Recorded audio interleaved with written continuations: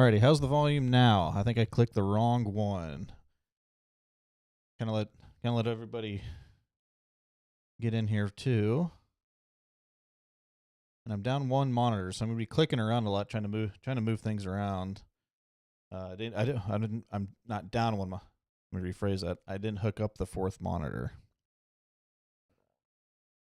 So let me just make sure the audio is working. I believe that this is going to be working this time.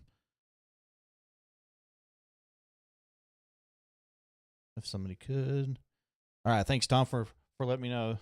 So anyway, I did say good evening too. So good evening, Tom. I don't know who else is in here, but if you are, feel free to throw some comments in there and let's chat and try to stay awake. Let's help each other stay awake during this tonight.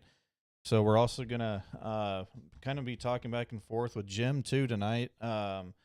We may be on a phone call. We may just be texting and just kind of going back and forth. But hopefully we can kind of get together and do that. So, but basically we're gonna go ahead and go live tonight just so we can watch these cells come in. So and kind of let anybody that's in and up at midnight that gets worried if these things waking to be up, they can come in here. They can get some information real quick and kind of relax a little bit.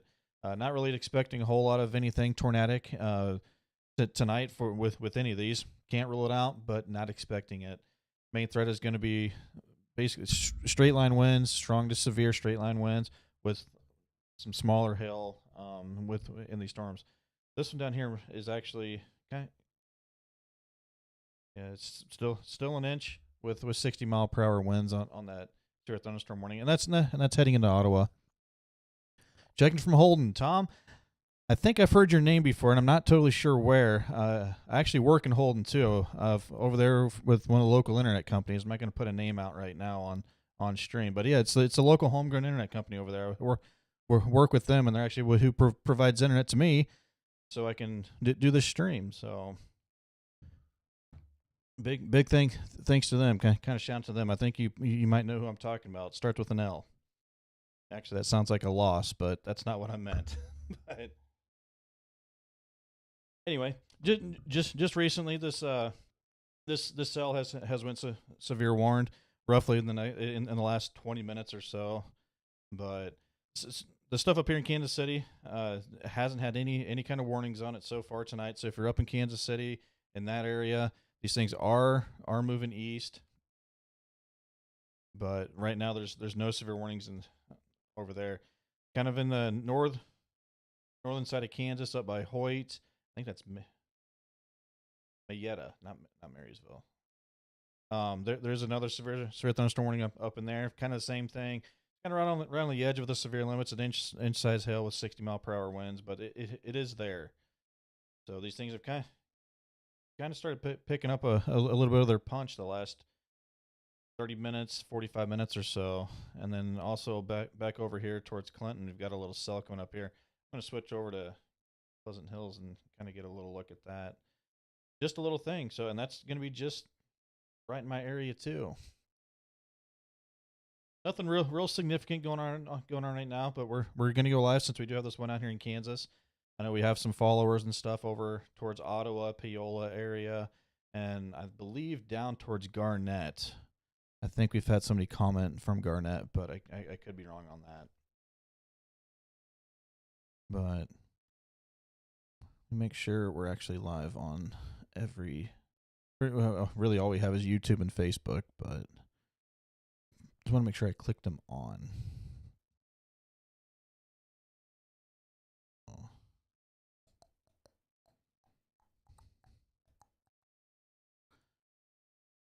There's restream. Yeah. All right.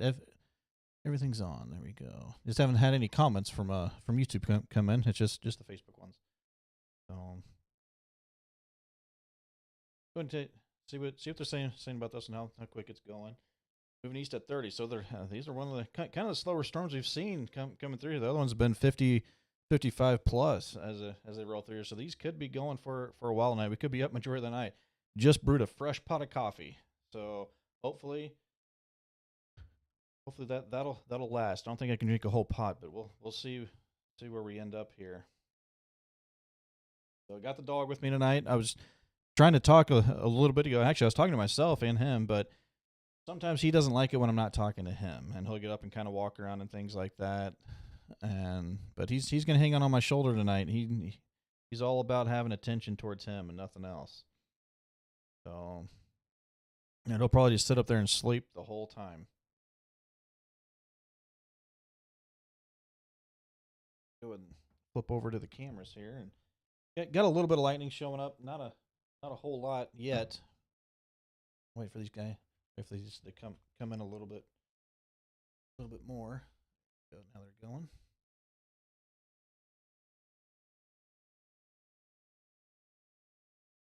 I kind of rearranged these a little bit. I had this one over here, and then I'm covering that up, so I moved it. Gonna keep this mic close. Derek, thanks for joining. So hopefully we can get everybody in here, and everybody can start chatting, and I can kind of pass along chats and stuff like that to you guys. This could be kind of a long event tonight. We'll see how far I can make it. I worked last night, and we kind of got to bed late. Then I had a full day today, so I'm kind of only going on about 4 hours of sleep. So we'll see where we end up. But if I end up getting tired and can't do it, Jim's going to be over on his page, and he's going to be live too. Either way. So hopefully we can get some interaction with him tonight too, and kind of everybody just kind of have a little party here. I'm going to turn my phone so I can actually get notifications in case he tries calling or texting, because it's off right now.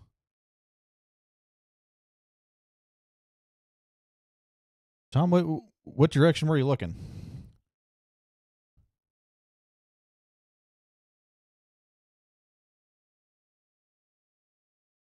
So kind of go over the cameras. I know you guys. I don't remember this, so I don't expect you guys to. But just in case you're interested, the big one, the top left one, that's going to be the west-facing camera. Usually that gets a lot of the lightning.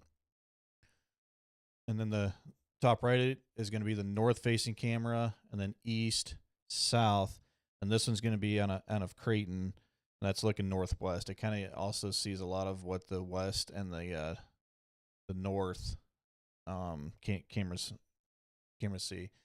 So these four kind of going from the big one over and then down. That's all on a Dayton, and then this one's on a Creighton. So hopefully here pretty soon we'll have another location to the north of Garden City is kind of what it's looking like. So trying to get internet service and stuff like that for camera sites and things. We're still working on it, but we want to build this camera network out, so the times that we can't make it out to be out in the field, we can provide cameras. So at least we have some sort of view out there. And these cameras just they've picked up a lot of cool things. I haven't posted everything because I'd be posting just all the time, which maybe I should. But they do pick up a lot of cool things, especially when you can put them in time lapses. It just, when we do the real quick ones, you only get like every 5 seconds of footage there. But anyway, we'll kind of talk a little bit about this cell over here. It's still severe warned. It's moving off to the east about 30 miles per hour, and really there's not a whole lot to talk about. But and it's severe warned for about quarter size hail and roughly about 1 inch and 60 mile per hour wind. So just going to be in here, kind of let this thing move across. And I just realized I didn't hit transition, so you guys didn't see anything of what I was just pointing out. So anyway, we're going back over this cell here. And this is one over by Ottawa. And I really got to remember counties, but I'm just going to say names, city names and stuff. And hopefully, if you're in that area, you know where I'm talking about.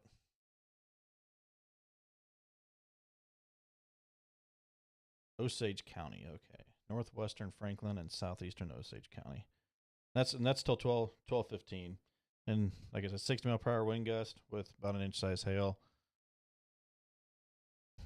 Look at the velocity here and see. We're not really expecting much in the way of a tornado threat. Mainly straight line winds, some heavy rain, and maybe some smaller hail in that.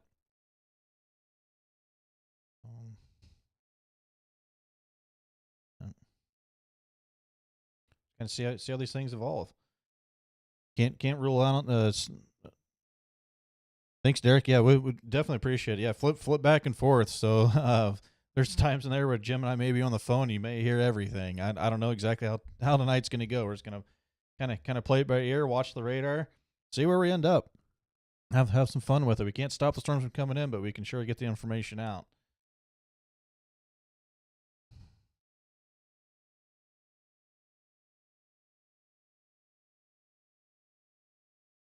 And if you guys hear me drinking coffee or anything, let me know. I can pull my mic a little bit away.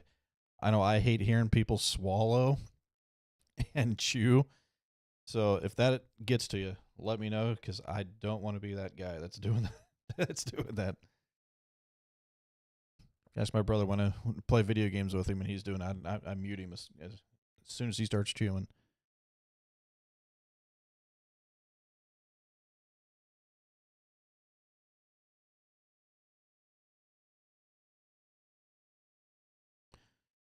So Tom, I'll pull up the. I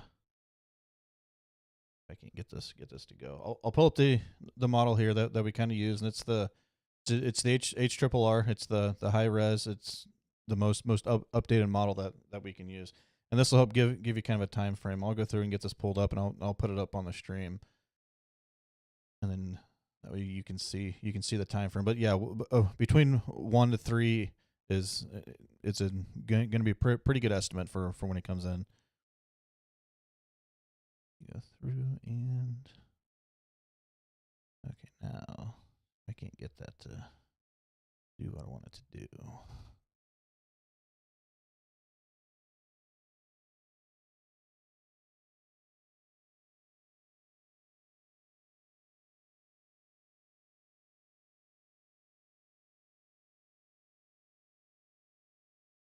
Well, let's see.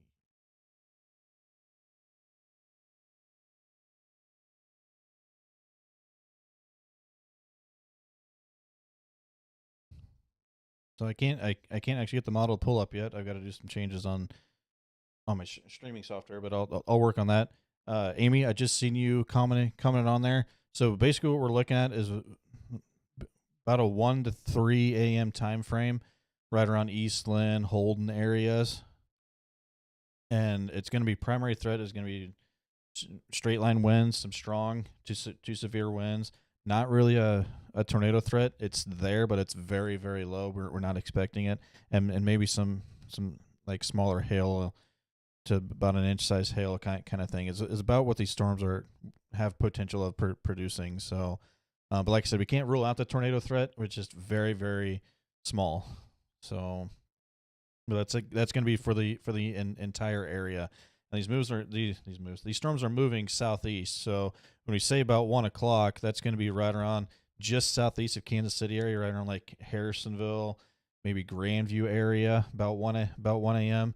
And then as we get closer to that 3 o'clock, then it looks like it's going to be down by like Benton County area. So. Oh, definitely. Yeah, 40 people. Is that all in one group? Where are you guys camping at over there? You said over by East Lynn, but I guess I'm not over there a whole lot, so I'm not totally sure where you guys would be at. But if you can just tell me like north or south of town, or kind of a little area south of, or around East Lynn, then if anything comes up, I can definitely let you know. But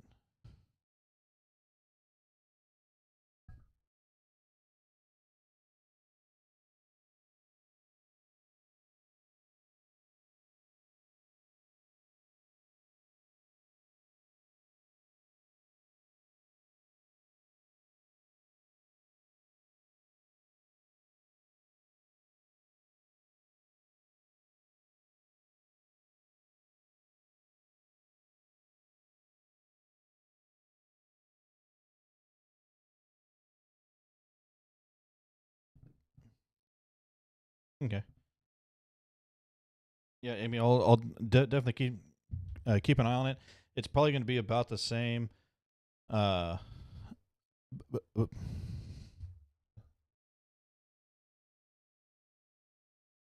okay.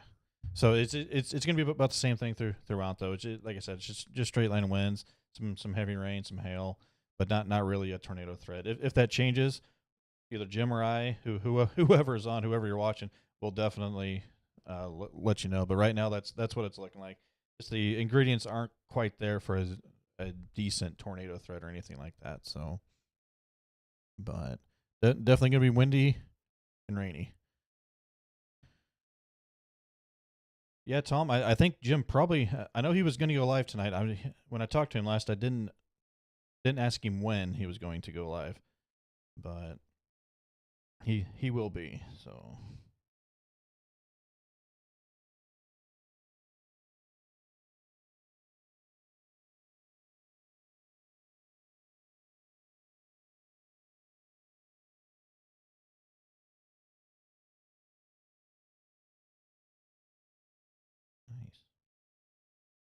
nice. I know he's awake. He is sending me messages, and I talked to him right before we went live.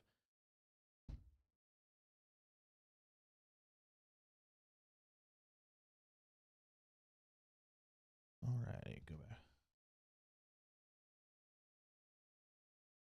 I can pulling that weather model up right now.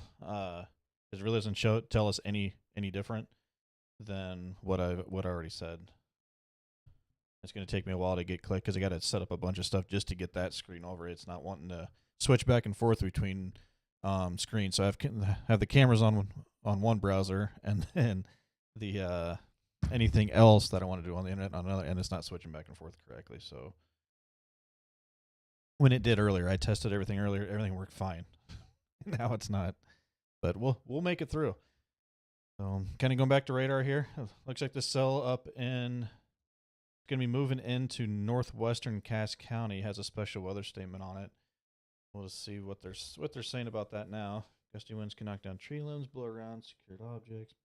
Minor hail damage to vegetation is possible.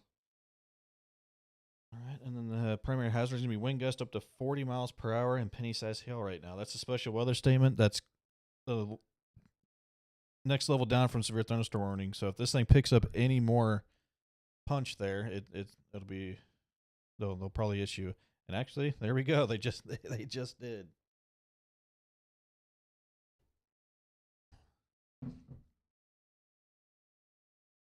So Amy, if you're watching this still, you can kind of see the outlined area. It's going to be this orange area here. It's moving east at about 30 miles per hour, and it actually looks to be dropping a little southeast according to this bar here. I will put this in motion so that we can actually kind of see it. It looks like to me it looks like it's going east. But that still puts it close to East Lynn, and you're on the northwest side, so you're going to be on the north side, so you definitely have a chance of getting this. Tom, if you're still watching, Holden looks to be in this too, but that it's going to be it's still a ways out from either one of those, but definitely keep an eye on it. But we've also got this back to the west of that cell too, and I think they have removed the severe thunderstorm warning from that cell, the one out in Kansas, over by Ottawa.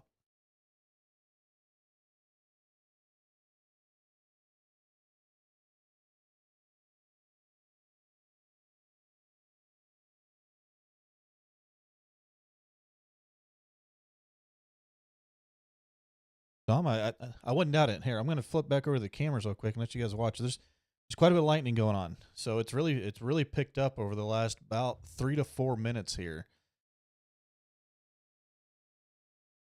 Just about every camera besides the south one, but really the south and east one there will have lightning. You'll see the light on the east and the south one right now, but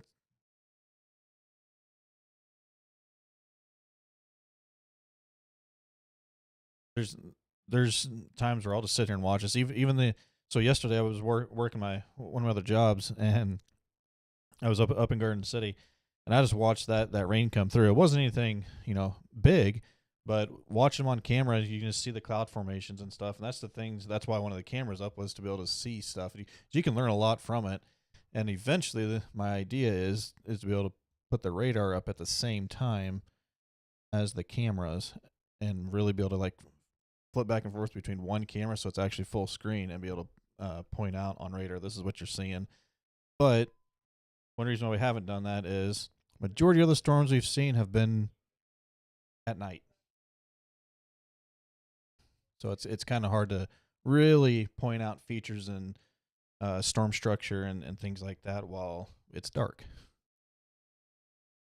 You just have to catch the lightning just right.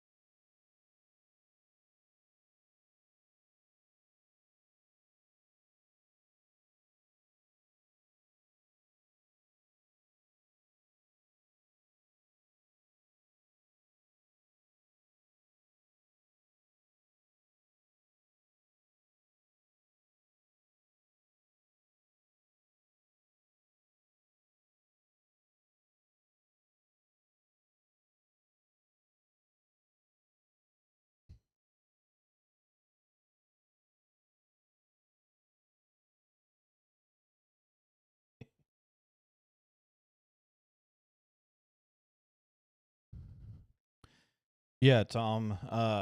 Roughly 2 weeks ago, I think is what it was. We're up in Osceola, Iowa, and when it was fun up there, seeing a lot of cool cell structure and stuff like that. But we were also trying to provide some live coverage back here too while we were on the road up there.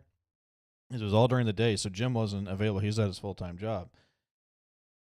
So anyway, kind of long story short, I kind of made a mistake, and the data wasn't really coming in appropriately in a timely manner.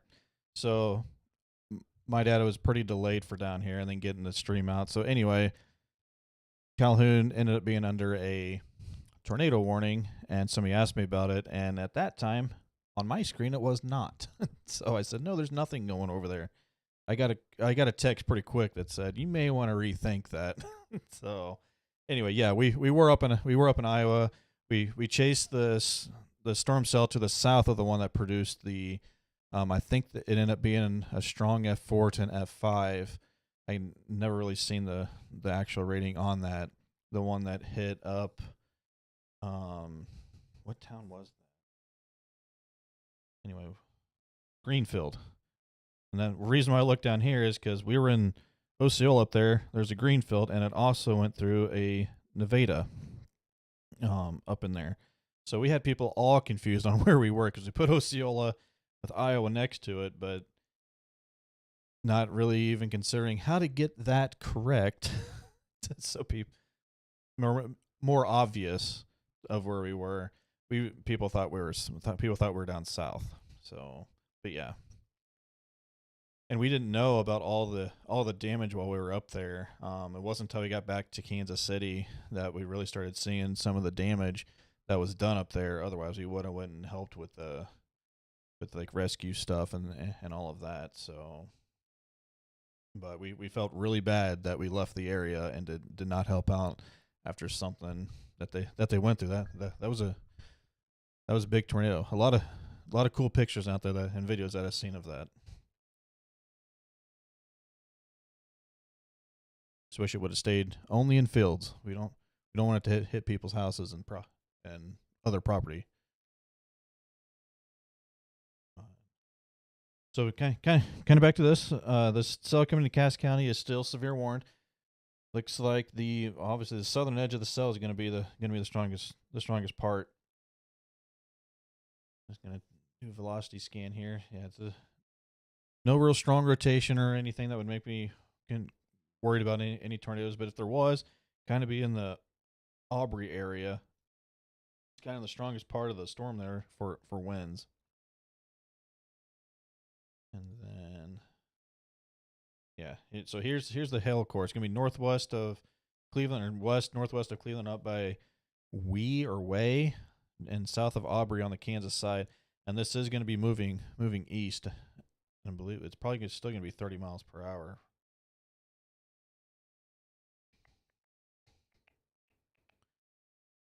40. So it's sped up a little bit.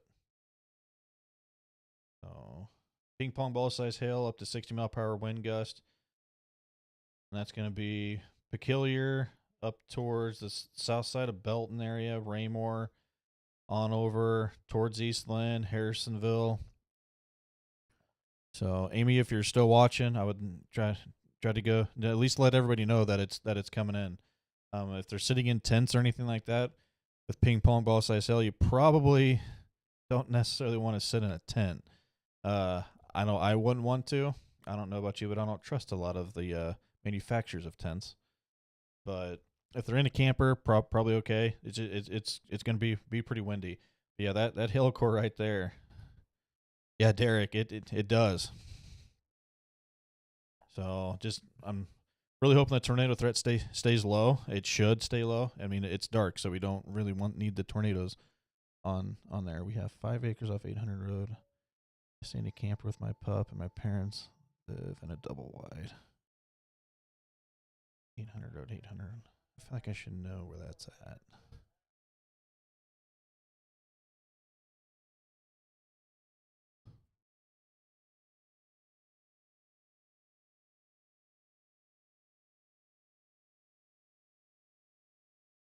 Okay. Alrighty.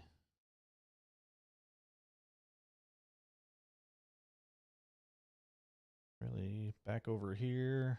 This is gonna be the Kansas one. Looks like they did put the severe thunderstorm warning back on there. Unless if I just couldn't see it in the coloring earlier, but either way, severe thunderstorm warning over by Ottawa, and like so West Central Kansas still the same thing. Osage County. That's moving to 55. So these are speeding up a little bit because they were running about 30, but 50, 40, 55. I mean, we've seen a lot. Majority of the stuff we've seen this year, it's been flying through here. Even out in the field, when we're up in Iowa that day, those things were booking it. Those are going 60 plus. And like last year, we started off in the morning. We chased all the way up towards Holden and Warrensburg area. Then that cell kind of fell apart. But then we were sitting over in Quincy, and the cells formed right along 49 Highway. And within a couple hours, they were over there on us in Quincy. It's crazy how quickly these things can move. They really got to be paying attention.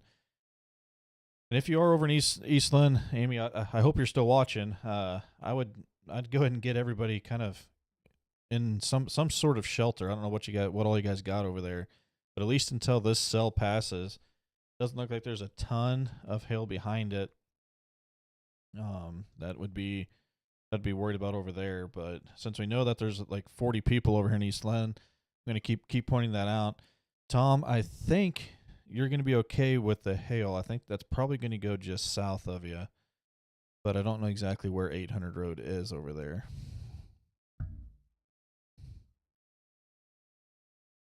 But if that helps you, if that screen right there help, and I need to switch over. That transition's not working. There, I have been talking and talking. So anyway, so Derek, now that you can see with this helicore here, 3-inch hail with that storm gas, I don't doubt it. So this cell has really picked up.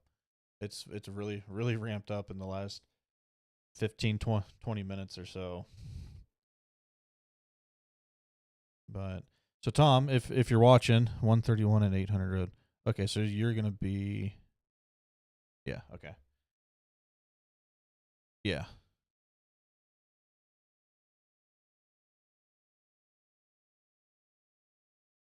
I'm pretty sure I know exactly which place you're talking about, Tom.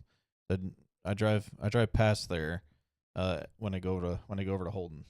I I'm I'm down here, so I drive right through there every time going to Holden. So I still think that's going to go. Well, that's going to be close to you, Tom. I keep an eye on it. So now that I'm showing the radar here, you guys can kind of get this path, and if you're in that path, I would at least make sure, especially over in East Lynn. I don't know if you guys know anybody that's over there camping, where Amy was talking about earlier, but I would not be sitting in a tent. Even with the wind, the tent can be a little sketchy on that too.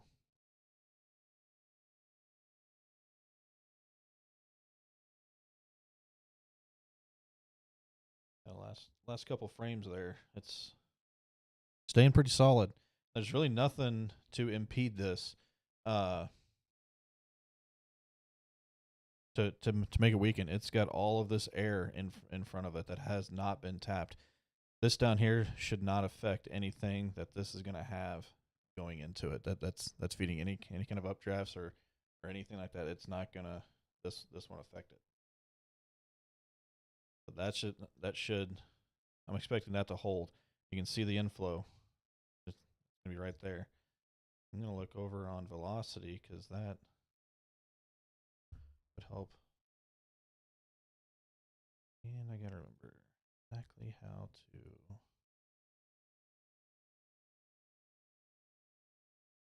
Need to use this more. So it's showing about 60 mile per hour wind, 63. I'd say between 60, 65 mile per hour winds is kind of the max right now, and that may go south of Eastland, but that's the that's gonna be the updraft, and the hail is gonna be on the north side of that updraft. All that inflow to the storms coming right in that area, and you have the hail and rain to the north of it. Derek, so far I have not seen any rotation. There's just not that low level wind and stuff like that to help turn the rotation from kind of horizontal basically to vertical. It's just not there. Not saying it can't happen, but that's one reason why the thread's slow. We just don't quite have enough shear for that. I'm going to switch back over to the cameras because this is a pretty good lightning show.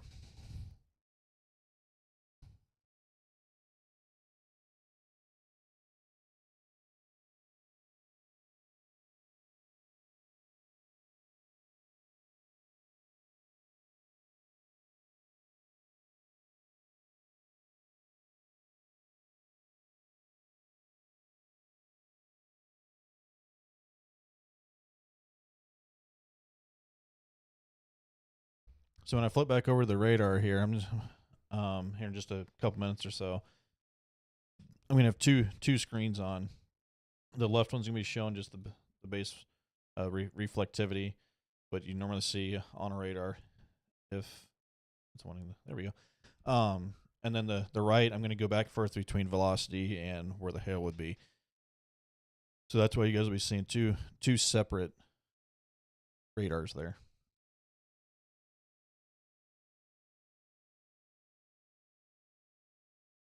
That's a pretty significant size hail core. That's bigger than what I thought we would get tonight.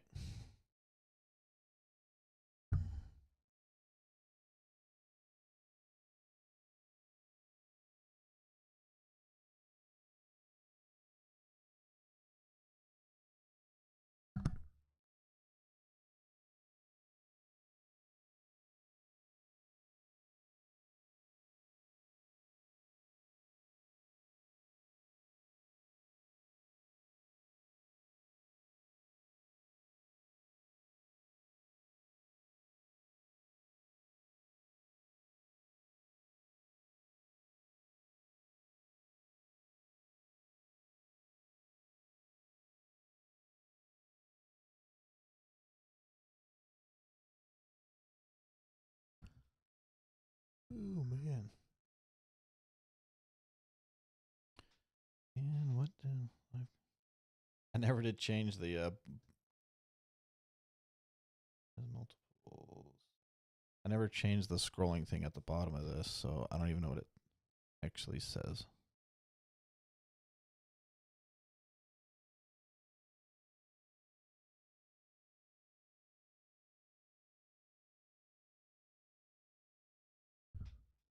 Okay, so I'm actually going to switch that. Actually, right, makes sense now because we got that one cell with our tail. But really, the main threat area wide is going to be wind. We just got this one cell with a significant hail in it.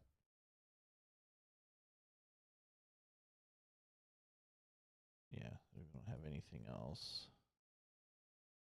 Actually, I can completely zoom out. All right, so we're going to focus on this one right now until this one gets over into Miami County. It's not really picking up picking up any more of a punch than what it already has. Oop, wrong spot. That hail core over there, right around Cleveland area, that may end up going into Harrisonville over towards East Lynn, and yeah, that's pretty significant.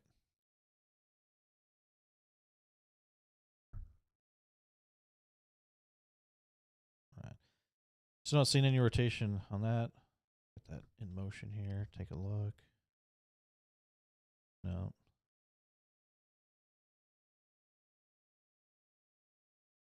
Looks like maybe it's getting so close to the radar site now. It's gonna be kind of tough to tell because it's not looking very far up into the storm.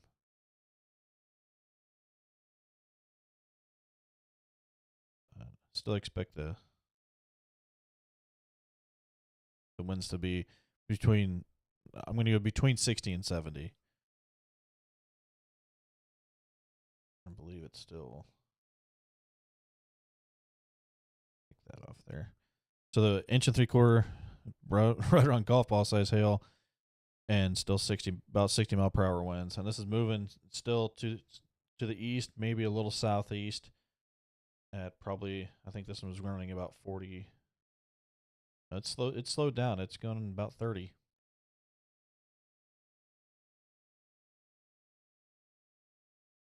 So if I can figure out how to use this thing now.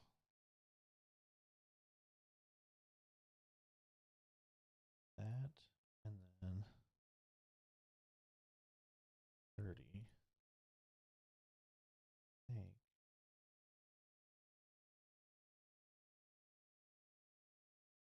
Clear.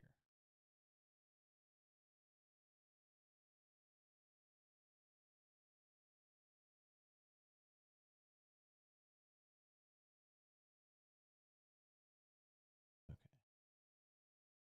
Still learning this software here. Be able to move that. About where that hail is going to be. I'll put that at 30. Here we go. All right, so here's some timestamps on some areas that we're kind of expecting the. Kind of just put it right where the hail core is going to be because that's going to be the strongest part of the storm. Not saying north there can't see any hail or get some significant rain or anything like that, but that's just where the strongest part of the cell looks to be. So Old Peculiar in about 6 minutes, Harrisonville in 17, East Lynn about 28 minutes, They tour about 43, Kingsville 45, Holden right around 50 minutes to an hour. That kind of gives you guys a kind of a time frame there. Tom, pretty good thunder over by you. Yeah, so it kind of looks like maybe I forgot you got to click off that. Looks like may have something starting to form a little bit north of Holden there. And we got the stuff over by Kingsville, so that may be what you're starting to hear. So lightning strike right around Strasburg is what that's saying. But this right here is what has my attention. I think that kind of has everybody's attention that's watching storms in the area. Is there anything left on this? So I got that severe thunderstorm warning over here in not remember county names, but I don't go to a whole lot. Osage County. There we go. Tyler, it doesn't look like it's coming towards that area. It looks like it's going to stay north of there. It's basically kind of going through here, so maybe as like Windsor area, but I don't see it getting down to Tightwad Leesville area, unless it could turn.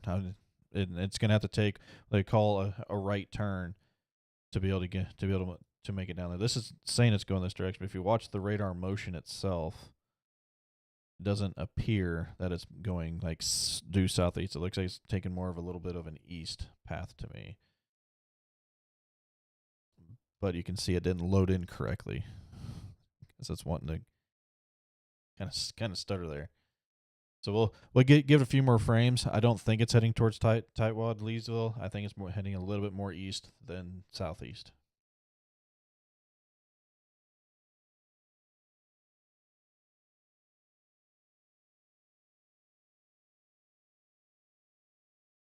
Just some outflow stuff there.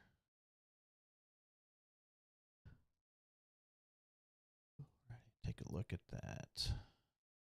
Let's go and stop that for a second. You're welcome, Tyler. Hopefully I'm not telling you wrong, but I'm pretty sure that's gonna stay north of you.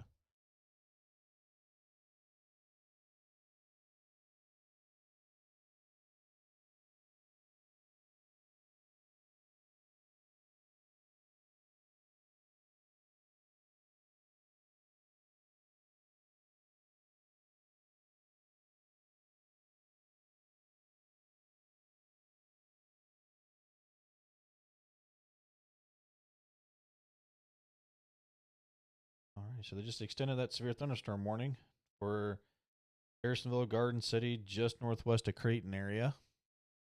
And it's going to be for that same cell that had it on the northwest side of Cass County. I'm also responding back to a couple messages here too. And it's going to be for the same thing, about 1.75 inches size hail with 60 mile per hour wind gust.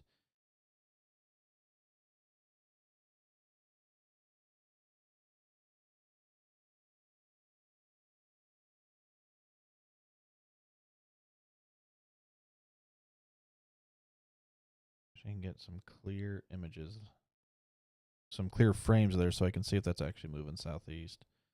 But I feel like it's moving more east than southeast.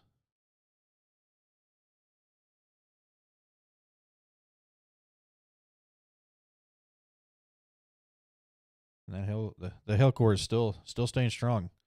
It changes shape, but it's staying strong.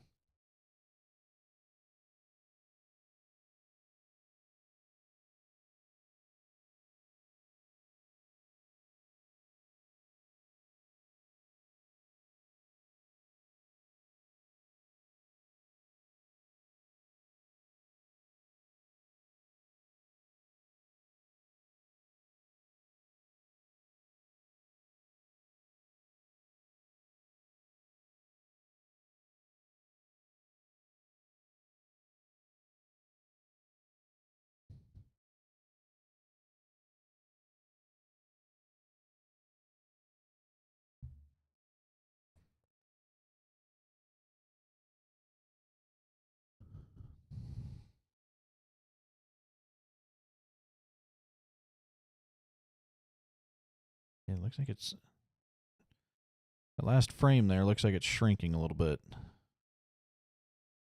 You can kind of see over here too. There's not as much purple in there. So I think it is starting to lose a little bit of its punch. It's still a very strong severe thunderstorm warning though. Definitely not taking anything away from it.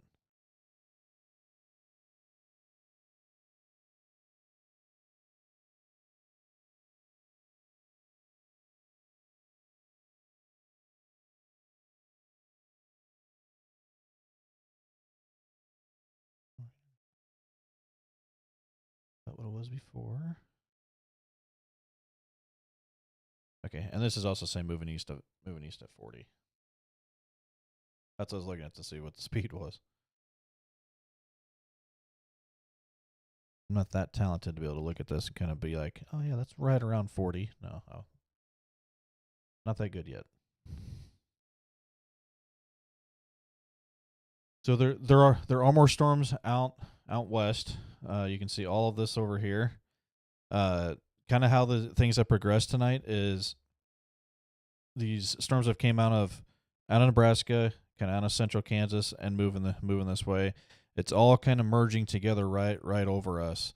So you can get some pop up severe storms within all of this, but a lot of this back here is just heavy rain. It's not severe limits yet. There are some special weather statements on it for like 40 mile per hour wind gust, maybe some pea-sized hail, kind of stuff like that.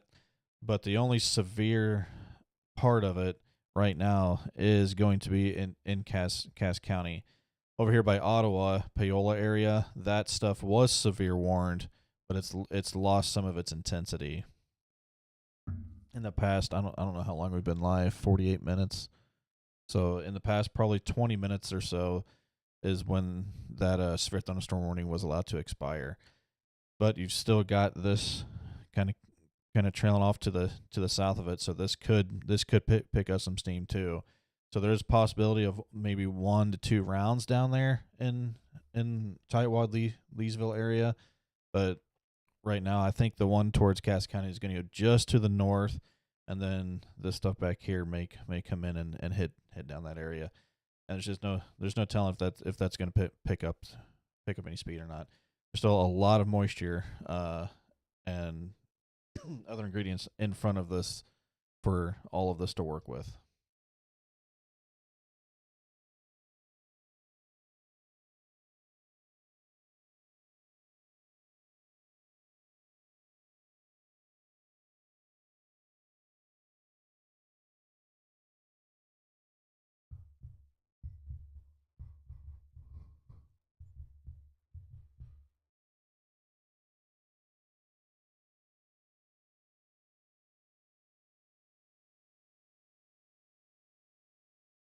And the inflow on that thing. Also, Tyler, it's a very low tornado threat. It's not zero because there are severe storms and there's storms out there, but it's very low.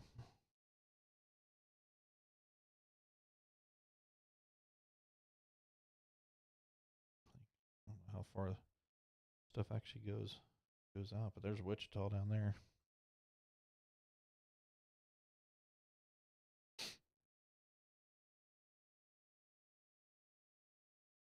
I'm going to throw the cameras back up and see all the lightning strikes out there. Tyler, you're welcome. We'll be here. Jim's also live on his page, so we'll both be live. I don't know. I'm assuming he's going to stay live for quite a while until some of this, at least the initial line gets through. Behind it, it's not as likely to get any kind of severe, but strong storms you can still get. But so there's a couple different ways here for you guys to get information. Mouth's getting dry.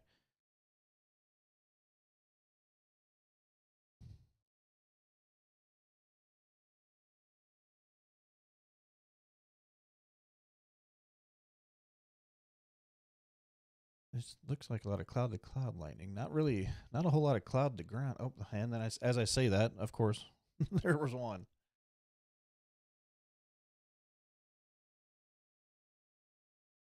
I enjoy watching it.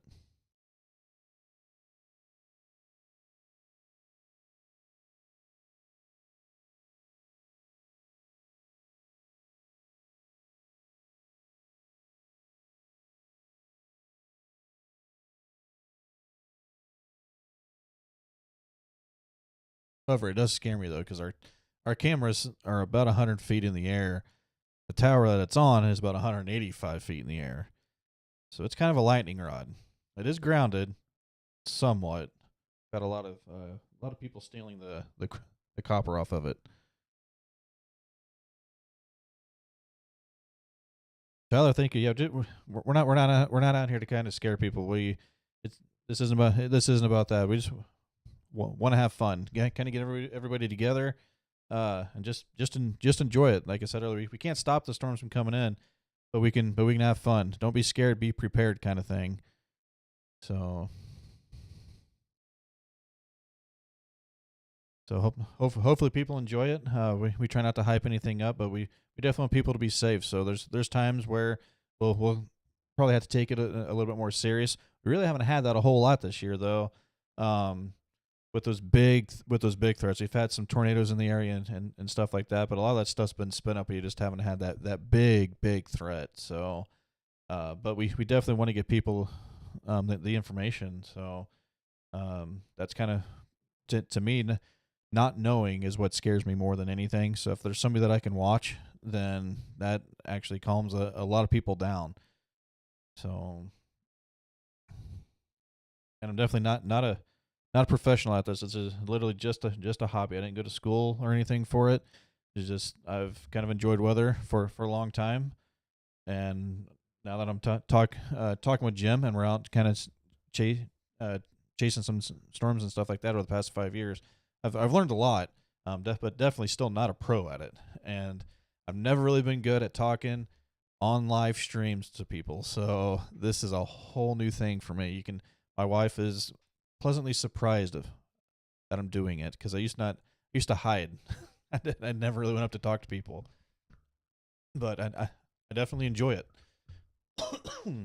Never thought I would, but this is fun for me. So kind of getting out there, kind of chatting with new people. Maybe one of these days we'll meet in public or something. You'll recognize me. I know it's kind of may not be the easiest to see on that camera, but then just go ahead and come up and say hi. So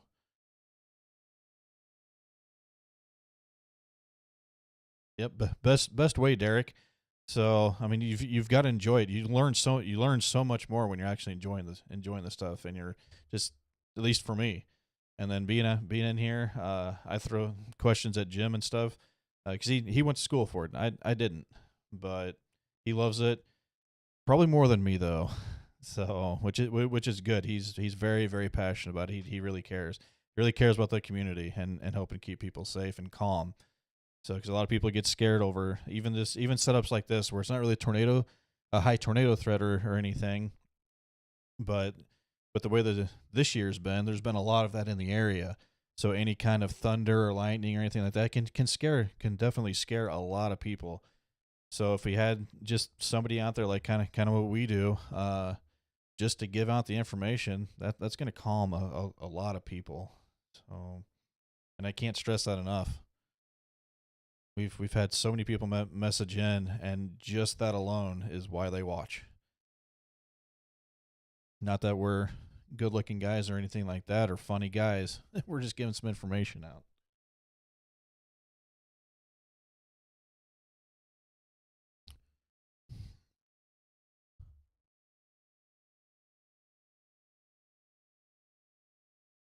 Yeah, definitely.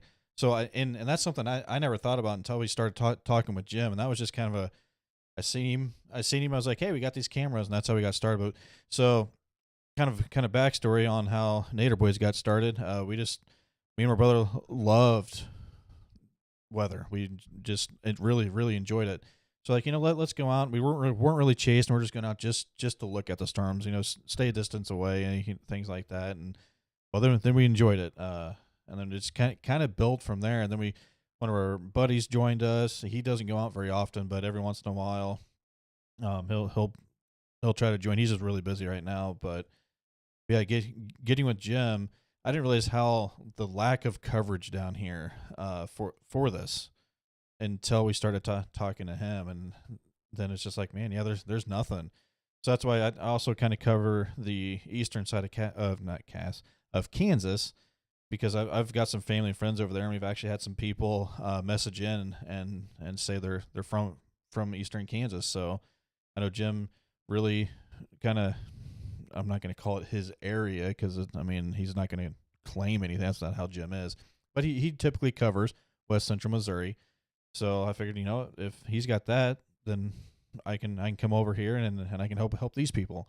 So we're just kind of work together because we're all out here not looking to get rich or anything. We're just trying to give information. So, but with saying that, we do take donations to help pay for the software we use and fuel mileage for like when we're out chasing and stuff like that. And because that gets expensive. You all know how expensive gas is these days. But and hopefully we'll be able to get on the road a little bit more as the season not necessarily winds down, but gets less active towards July and things like that. So it'd be nice if we could be out on the road and then Jim's sitting back and we just you guys kind of get the best of both worlds. You kind of get our view out there. We don't do what some of the bigger chasers do and get right up underneath that storm. We play it safe. We stay back and film it from a safe distance, and we really don't go out in the dark because you can't see. We want to be able to come home at night.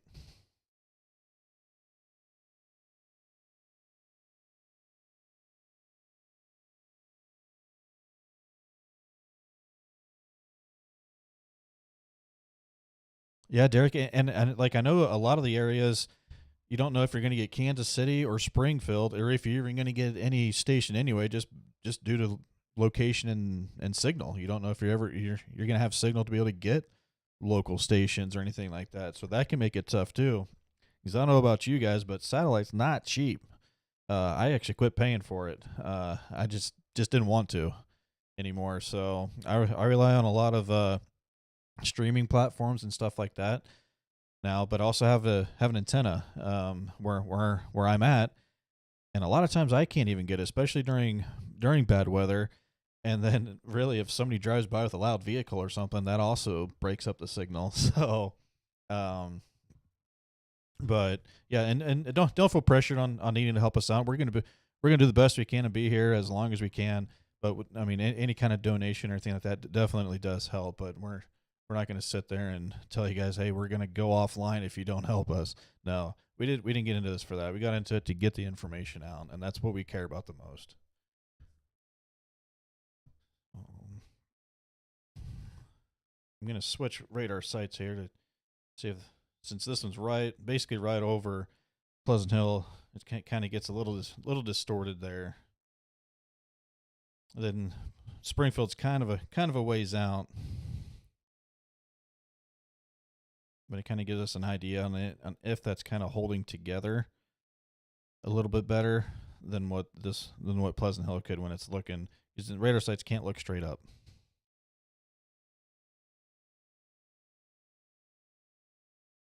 And even Springfield shows a weakening progression of that cell.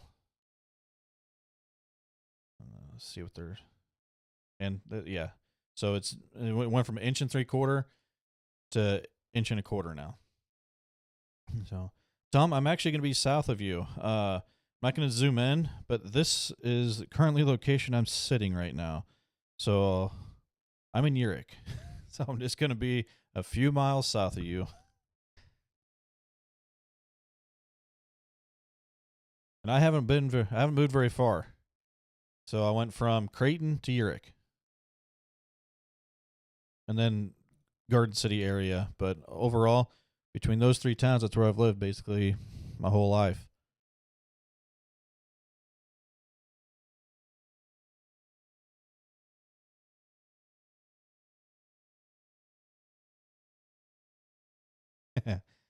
Definitely, yeah. So need the rain, but we don't need too much of it. It's kind of you wish for a little bit of less rain, and then you really get less rain. They're like, no, man, I could really use some. It's kind of a battle with Mother Nature. You can't just turn the water on and turn it off when you don't need it.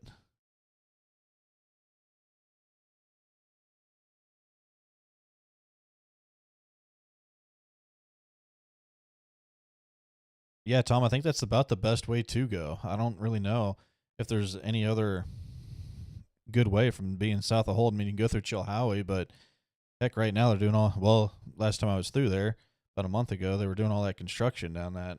So I quit going that way for a little bit.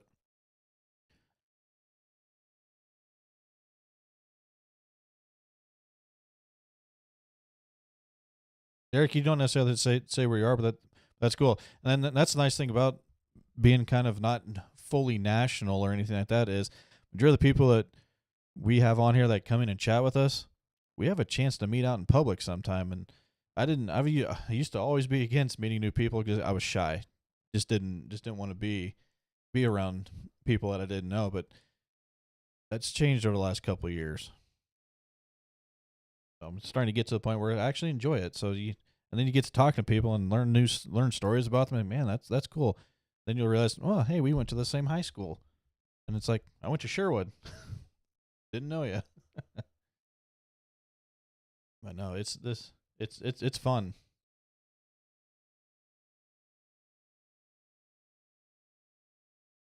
I'm kind of surprised this dog has sat there. So he finally moved when I did that. he usually just sits there, but a lot of times if after a while he'll get up and try to walk around a little bit. But so kind of looking to the out in Kansas over by Ottawa, there are still some special weather statements on here. This is gonna be just under severe limits. So if you know anybody out there, it's gonna be some lightning, some thunder, some heavy rain and stuff like that. So if you have family out there, friends, and they're for some reason messaging you at 1 o'clock in the morning, there's nothing severe out here, just north of Garnett, west of Garnett. It's all gonna be under severe limits. We'll just take a look and see 50 to 55 miles per hour. So it's just under severe limits. Needs 60 with like inch size hail on there to be severe. But just strong storms out there, but nothing's looking tornadic. And even this cell that was up in Cass County that had that significant hail to it is weakening. And finally got some thunder here. And that'll be one nice thing about our stream compared to Jim's is, yeah, I have a dog on my shoulder, but he's not barking at the sound of thunder.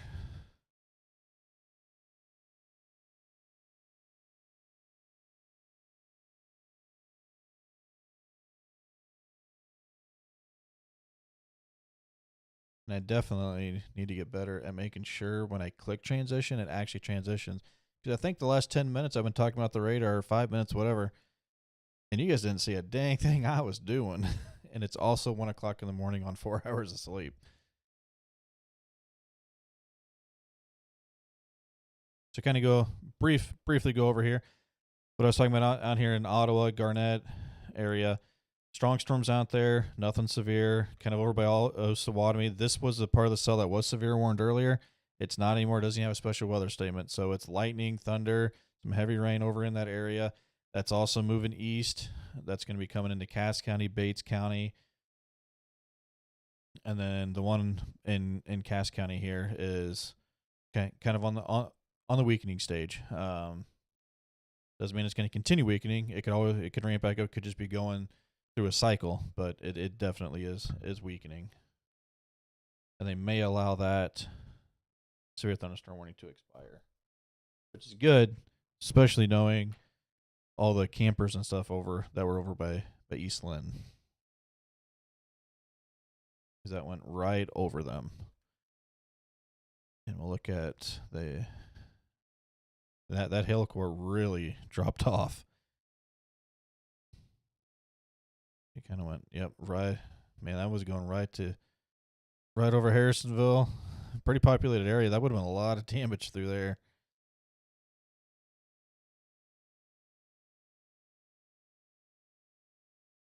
Tyler, I haven't actually looked at the prediction of that. What the models are saying. Really, the only thing I've looked at is tonight's setup. But so I haven't really looked beyond that. So I worked yesterday. We were up a lot of the night last night, and so I'm going about 4 hours of sleep. Then today was kind of jam packed again. So I will get on a look at that though, and let you know just kind of what the models are saying for rain. I'll just look all the way into Monday morning. I think it goes out to Monday morning. No, it'll just go on to Sunday morning. This one does. Or Sunday afternoon.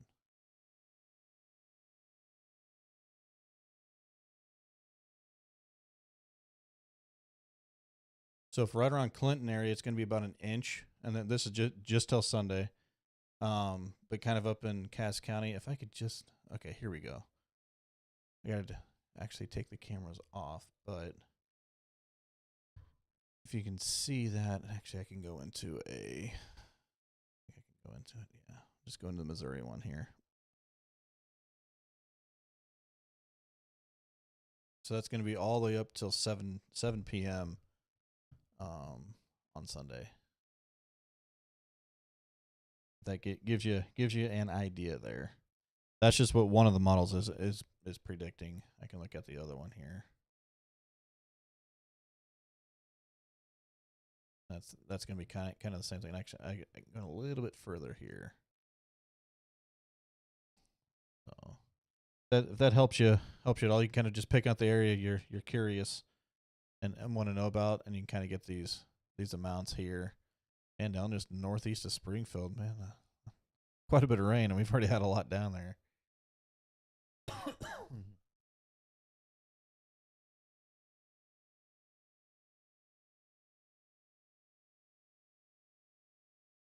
So since we have this screen working now,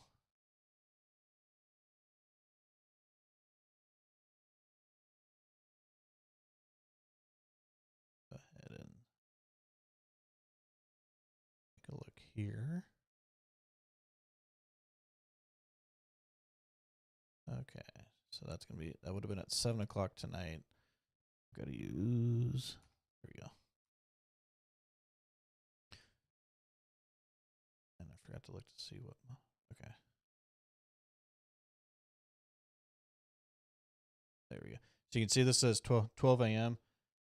So that would have been 1 o'clock. It's about where the storms are. So the model's actually looking pretty close to what's really going on. And that didn't work. Here we go. So then as we go through the rest of the night, you can see all of that rain, just rain that was kind of behind this leading line. That's kind of what we're getting the rest of the night. I'll back up one. This would be 2 a.m.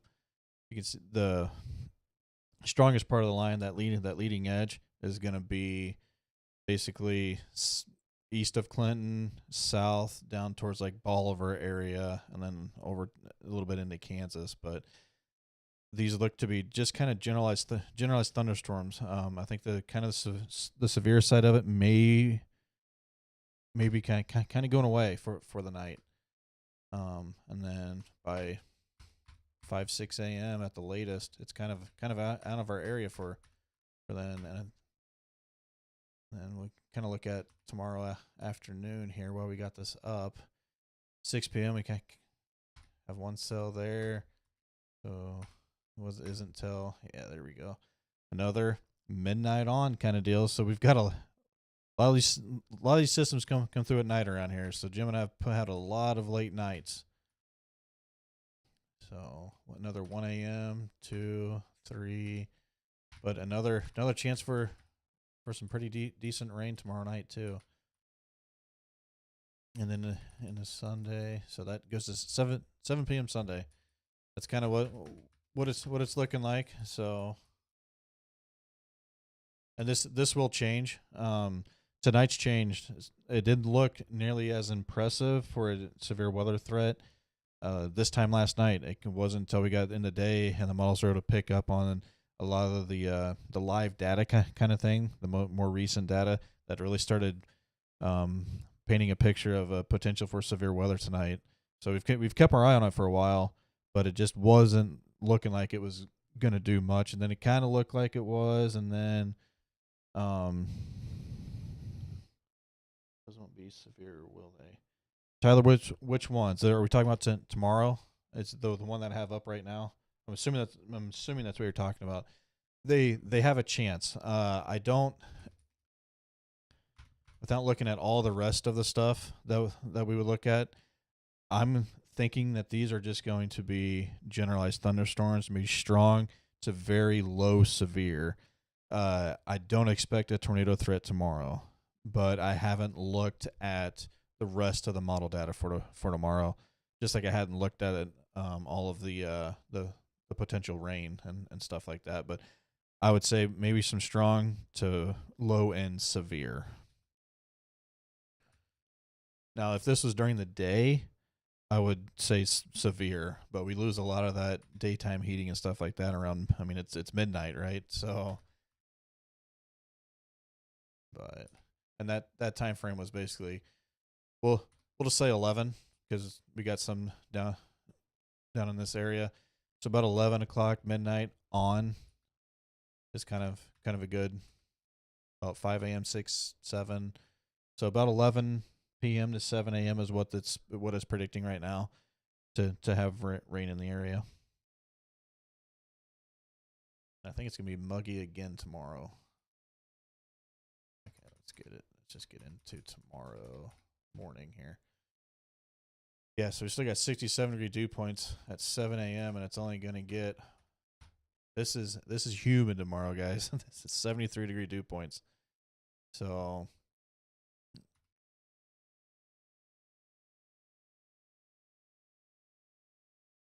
you can kind of see a little bit of a dry line coming through there, but it's kind of a weak one. But that's what is going to initiate those storms to tomorrow evening overnight. Is that just a little bit of a dry line there.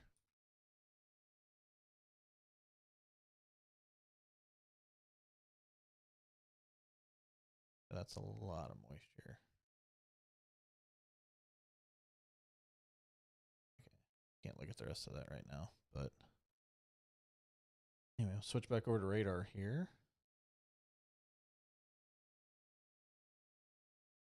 Really not a whole lot has changed. That cell really died out up there in Cass County, which is, like I said, which is good.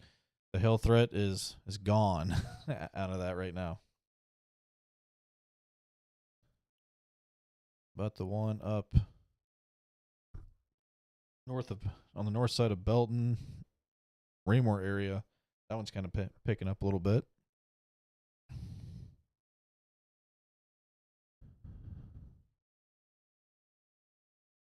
We got some stuff kind of out in front of the line down here. It's not looking like there's much in the way of a severe weather threat in that.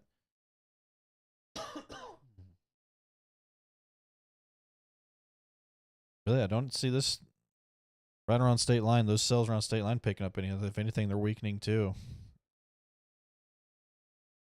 Wasn't sure how long tonight would be live wise, but if this stuff continues to weaken, I may be able to go to bed before 3 or 4 a.m. I plan on staying up till 4 or 5, but I think we can get to bed a little earlier than expected tonight.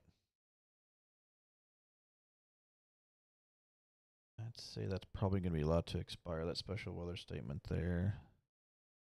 This one, the way that's looking, the special weather statement for over by Garnett, and actually that's severe warn too. Yeah.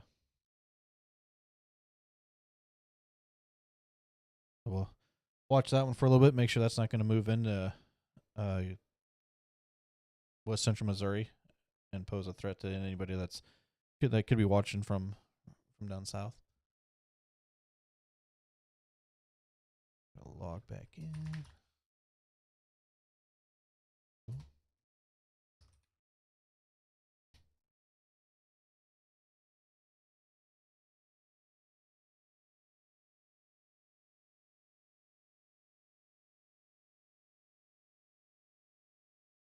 So looking at the cameras, it's not a whole lot of lightning anymore. And maybe it's just like the 15 seconds I've been watching, but there's really not as much. Oh wait, there we go. It may have just been loading slow. I think that's what it was. Okay, I'll switch back over that. Take a look because there's more lightning. I think I just had to wait for all the cameras to load before it actually started playing any of them.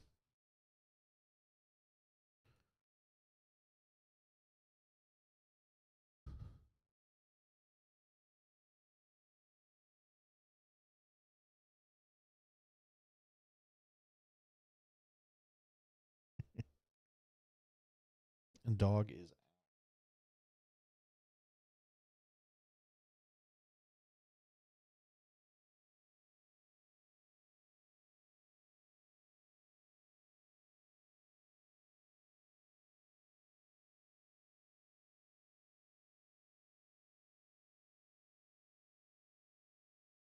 Yep. So there's still quite a bit of lightning. Just haven't had them load that slow before, so like there was literally nothing for like 15, 20 seconds, not a flash or anything. But it's still there.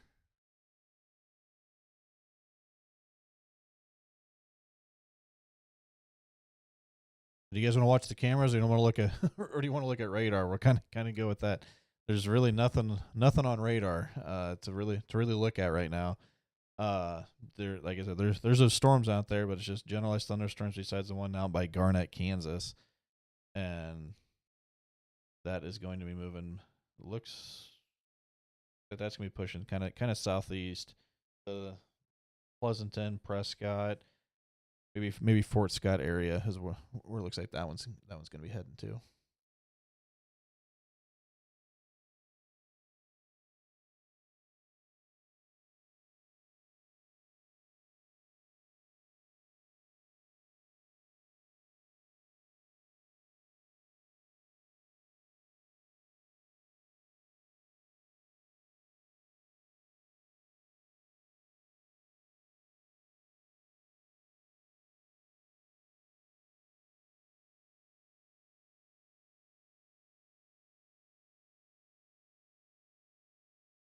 I see a lot of comments coming through on the Facebook side of things. Is there anybody still on YouTube side? Actually, I can check that on. I can check that on here. Forget I got to go way over here to do that, but I will. Yeah, looks like we still have YouTube going. Don't really get any notifications when those things cut out.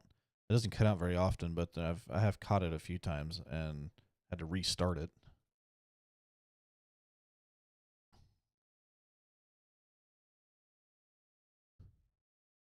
I know a lot of people like YouTube over Facebook because it's easier to cast. It's easier to watch on a TV. I do this. I do the same thing when we're not streaming. I'm watching Jim because Jim does more updates and stuff. He's a lot smarter at that and puts out those the not really a forecast, but just kind of a I guess a forecast without a forecast. I don't really know what to call it, but we'll call it a forecast. So I'll get on and watch his stuff and go from there, and then we'll message back and forth from time to time. And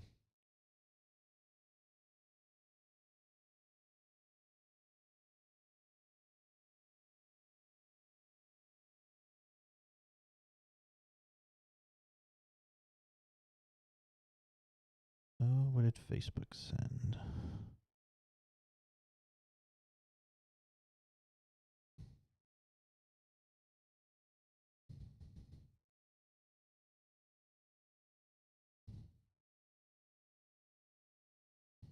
Oh, okay. Here we go. All right. Does anybody have any questions or anything? Really not necessarily a whole lot to watch besides the cameras. So if you don't have any questions, I'm gonna get up. I'm gonna get just a little snack, use the restroom, and I'll leave the cameras up so you guys can watch that. But I'm gonna mute the audio and kind of stretch my legs a little bit.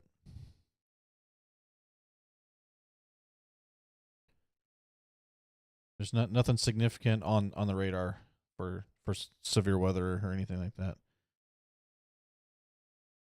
Tyler, so I'll kind of go around here. The top left, the bigger one is in Dayton. The next, if you look on the right side, the 3 cameras here, those are all in Dayton. And then this one is sitting in Creighton, the one bottom middle.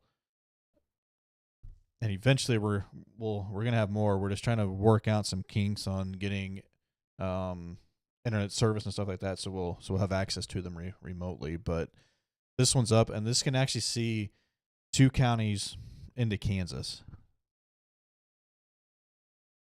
Now you can't see details necessarily, but we have watched storms form out by like Garnett, Kansas area and build up and move into west central Missouri. And we got all of that on camera from when it initiated all the way till it got past Dayton. So, but yeah, those 4 cameras are sitting in Dayton, and then you have the one in Creighton.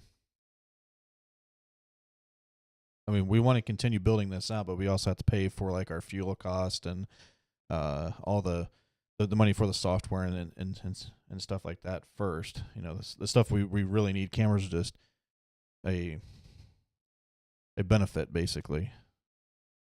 It's not something we have to have. But it is nice.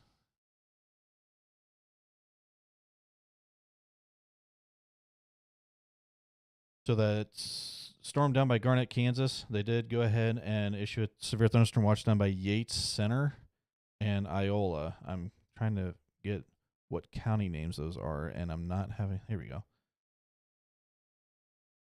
For Woodson County and Allen County. I know it's not West Central Missouri, but if you know people down there, if anybody's watching from down there, um,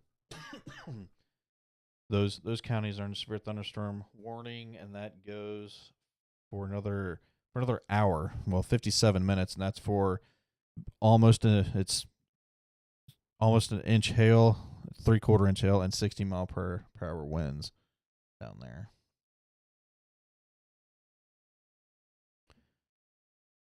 Derek, we can.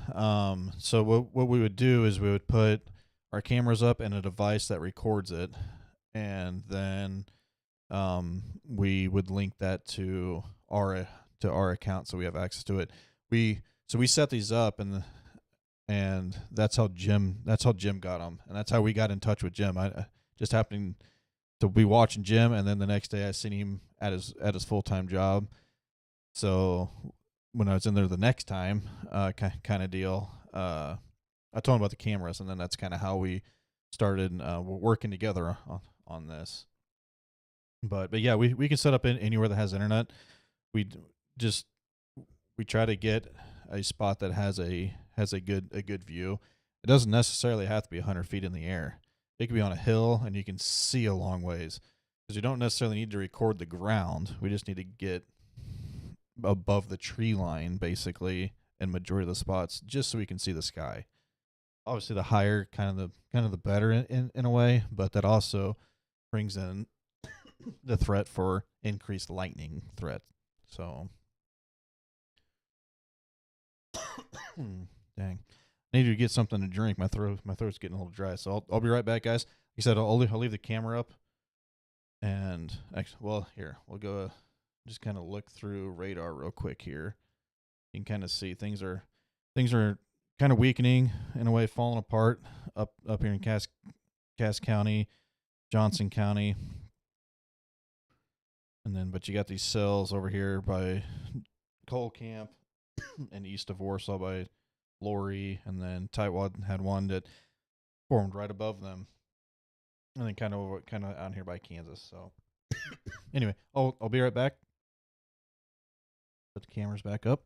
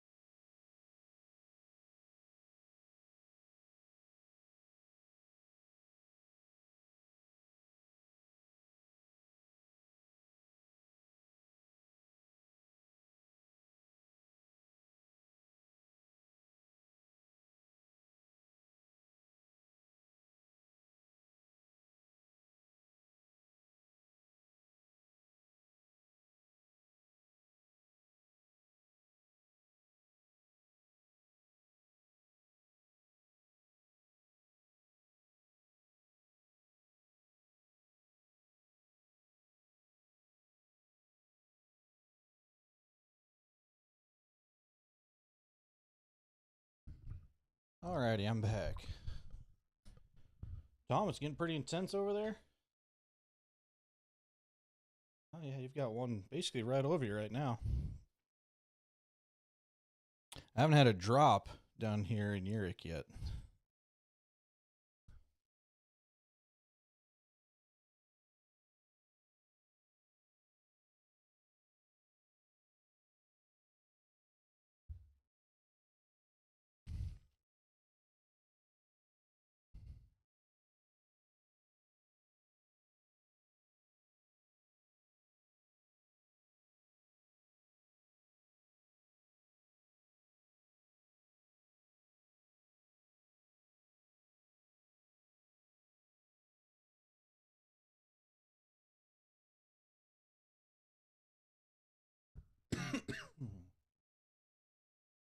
Down by Tightwad, Leesville area.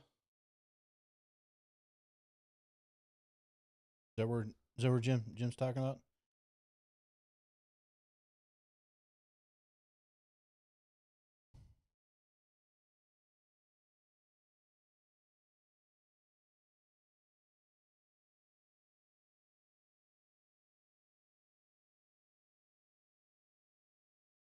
Oh, I may have to watch his stream to see where he's talking about. More or less Henry County, but potential. Oh, okay. Yeah, so he's probably talking about right in the cell that's coming in. I'm trying to transition over. I've clicked it twice now. There we go. I think I clicked it right as a good lightning strike was happening, but anyway, so I think he's going to be talking this line right through here. Oh, I'd say that's where he's talking about then. And I didn't have I didn't have velocity up, so I'm glad you said something because I haven't looked at that in quite a while.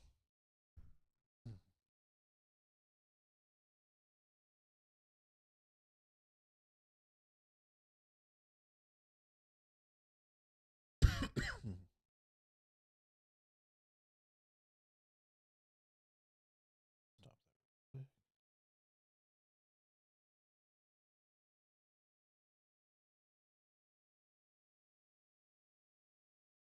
Down here by Amoret.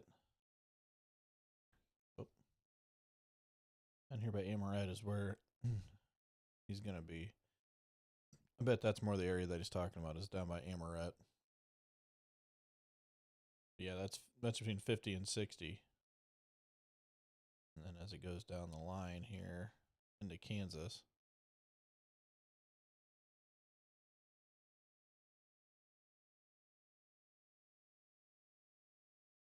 Right by Kincaid, down by Blue Mound in Kansas, south of Garnett. Looks like it could have some broad rotation in there, but about the only spot there. And then back side of this.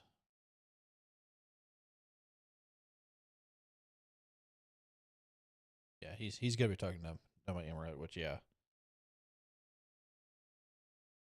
Here we go.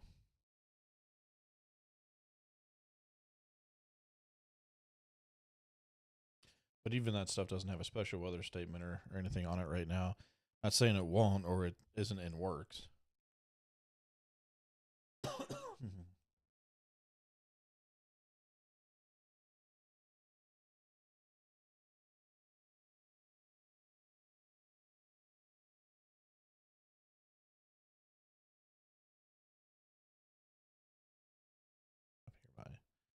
Up here by Tom.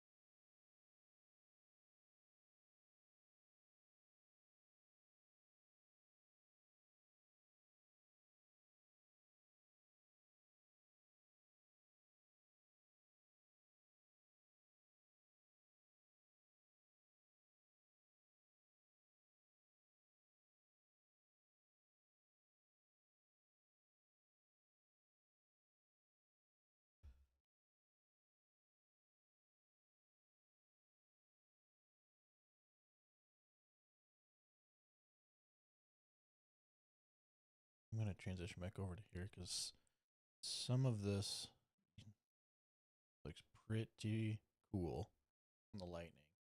And I see some of that cloud structure there, and I can't draw on that. I don't know why it's not showing up the cursor very well, or at all, really, is it?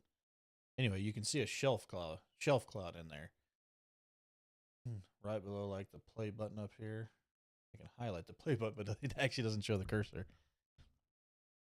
But you can see that shelf cloud, and then what we would call scary looking clouds, scud clouds, or there's different names for them, but right in the center of the screen there on that top left camera, right, I wouldn't call that a funnel or anything like that. You can't verify if it's rotating or not. So, and that just, it appears to be just like a scary looking cloud. But you can see that shelf cloud on there, and that's really the more impressive part. Still be able to see that. Maybe on the north one. Try getting the north side of that. I'm actually going to blow that one up. So we're looking at just the north camera right now.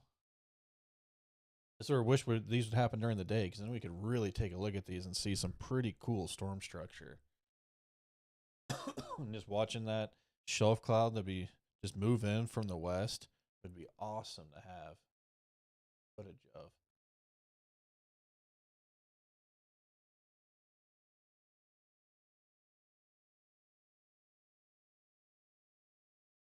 We're getting basically where it's almost above the or too close to the tower, so we can't really see the leading edge of that.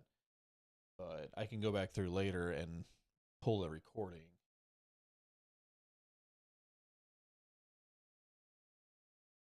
So now the cursor's here. Okay, so right in that area there is where I'm talking about the scud cloud, scary looking cloud.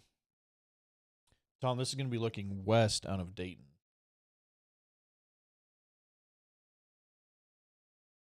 You can still see the shelf cloud. It's going to be up top here. If I wish it was still back here, and I could really show you. But we'll eventually get the kind of a time lapse of this and post it to our Facebook page, and probably even our YouTube page too. I kind of forget to post stuff there. But so you got the shelf cloud going up there, and then you got down here. You'll see some clouds that look to be. Let's see if I Tom, how's that?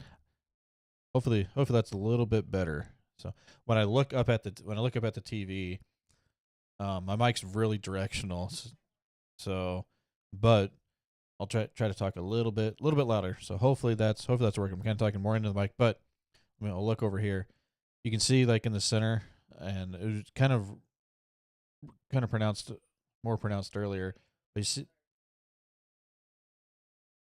okay. You can see all the stuff lowering down. None of that's going to be like anything to worry about tornadoes. But earlier we had something that looked kind of like a oh, this is going to be looking west out of Dayton, Tom.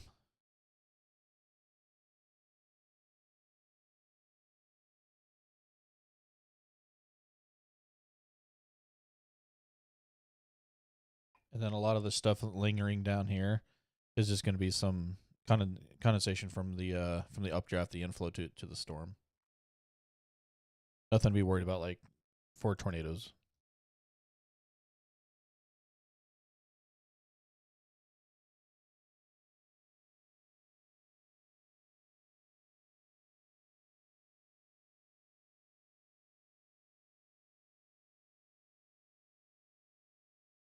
And our north facing camera is getting rain on it, so it's not as clear anymore. I'll have to bring that up. That's probably a little bit better to talk into now.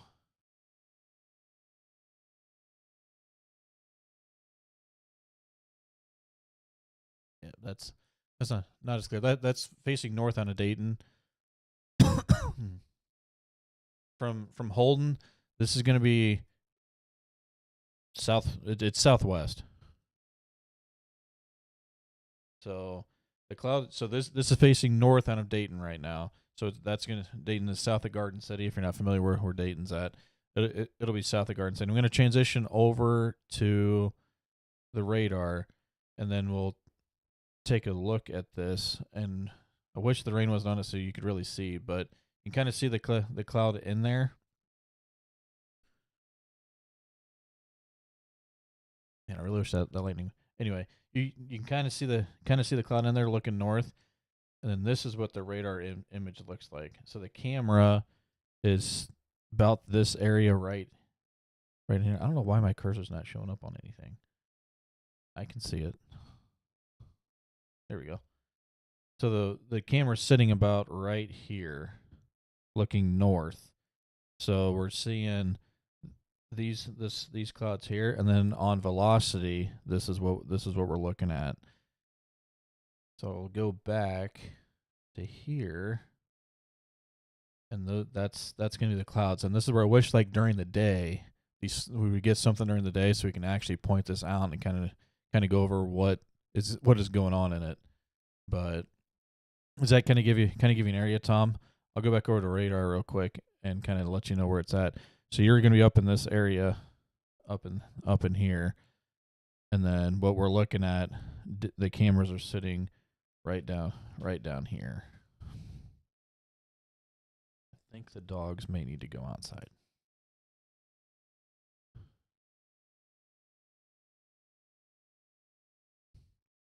Let's see if any other camera has a good view of cloud. Oh, go full screen. That one. The crate one's kind of tough to look at during the night. Now that the gas station's been opened back up, this used to be dark and you could see the sky perfect. Definitely not faulting a business for opening up. That town needed a gas station. So I'm gonna let the dogs out real quick before it starts raining, because otherwise I won't get them out until after it gets done. I will be back. And I didn't hit the transition. Let me transition over that. So this is the view out of Creighton, and this is the gas station I was talking about. That kind of blurs the sky a little bit since they opened it back up. Having light there hasn't really helped any. So I will be right back here.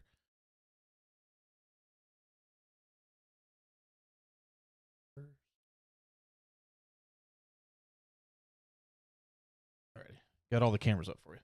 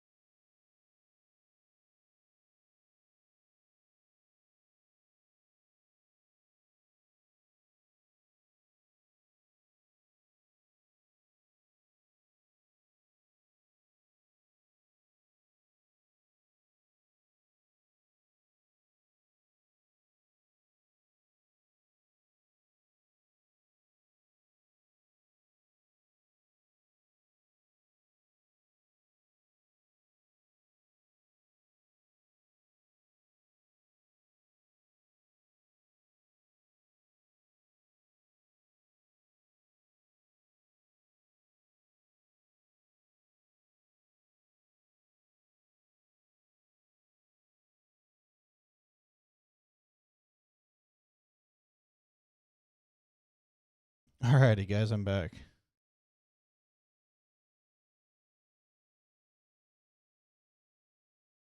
Are you guys talking about the gas station? Yeah, so it's been open for a month or two now. But yeah, so before they before it opened back up, I actually had a pretty good view shooting over that gas station because the lights weren't on. But yeah, sorry about that little delay when I was gone there. I had to let the dogs out because once it starts raining, they won't go out there by themselves. I always have to walk out there with them, kind of thing. So it wasn't until we started getting some rain here that they wanted to come back in. Then they quickly ran to the door. It's all progressed here. All right, so down by Osceola, Roscoe, Larry City area, looks like we got some storm cell firing up down there.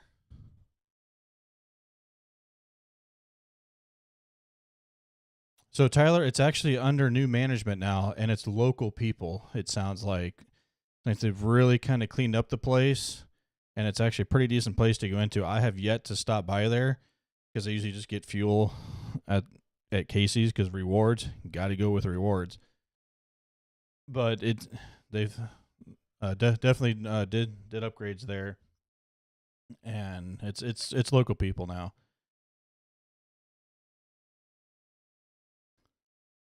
And down here, it's pretty decent winds down here by New Home, Rich Hill area.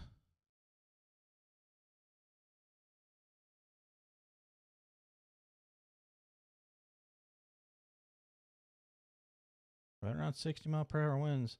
This is going to be kind of up in the atmosphere a little bit, so I don't expect this to actually be reaching the ground at 58,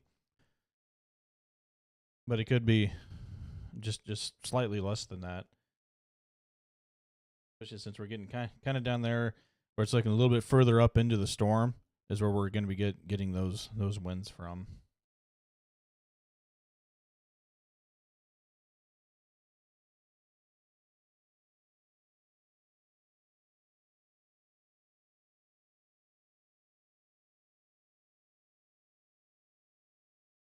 Put this in motion and see how we're going here.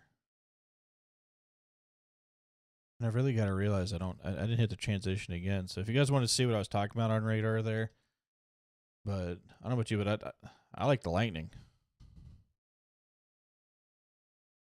Okay, I'm actually going to switch over. So down here by New Home area, got 50 to 60-mile-per-hour wind, 62. And then a little bit further down, we're getting close to a 70 up there by Mapleton.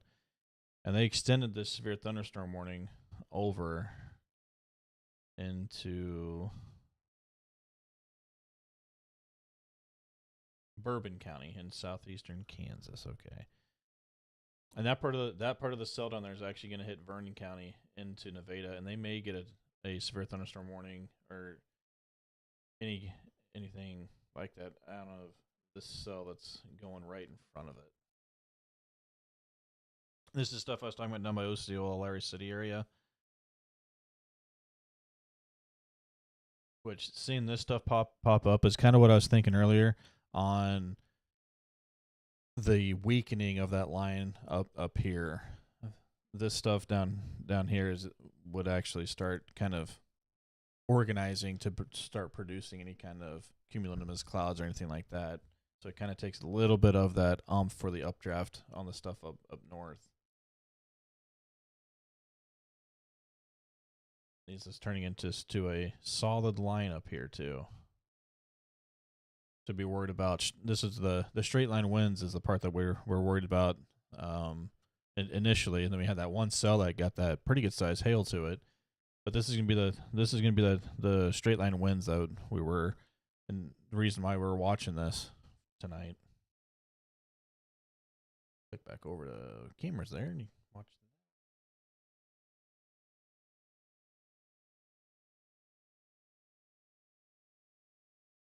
I'm gonna click on the Creighton camera here.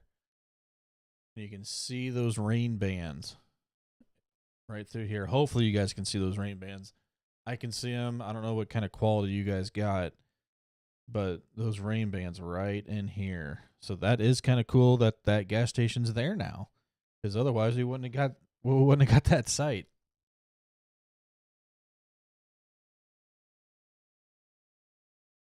That wind is going pretty good, going pretty good there.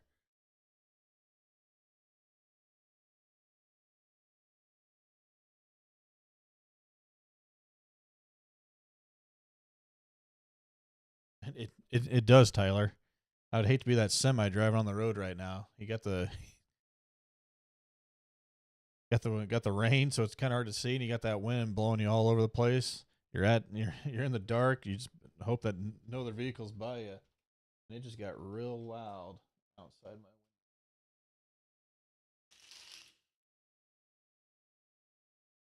my window.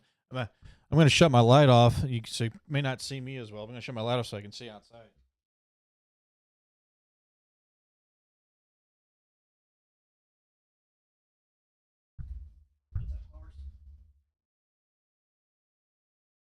I don't know. I don't know really know if the camera picks up that, but I want to be able to see outside. And actually, you can still see me pretty decent. Oh.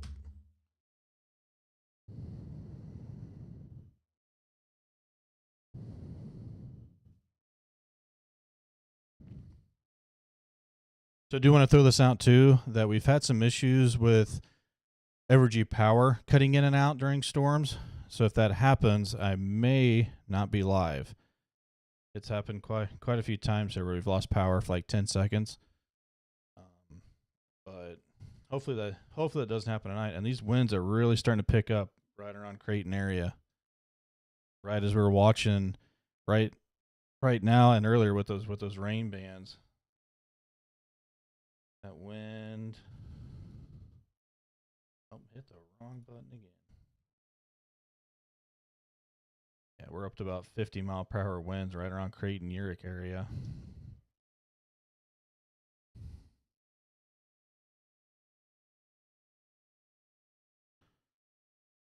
Yeah, you guys can't really see out my window, which I didn't expect you to be able to, but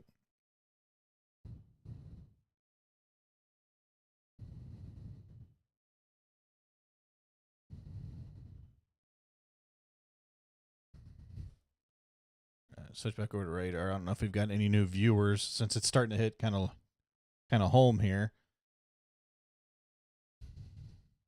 We got some winds in here, 50, 56. That's just around Henry County, Bates County, Cass County line there. And kind of zoom out. That way, if there's anybody new here, then none of this is severe warned right now. I wouldn't doubt if they issue a severe warning just for the wind gusts on what's coming through Henry County. I don't know if there's any chat of that or not anywhere, and it's not severe warned right now. If that progresses and continues to get stronger, then I can see them issuing a severe thunderstorm warning for almost this whole line, but basically the Henry County side. So it's going to be just below severe limits is what it's looking like. So 50-ish mile per hour wind gust. I'd say between 45 and 55 right now for anywhere in Henry County.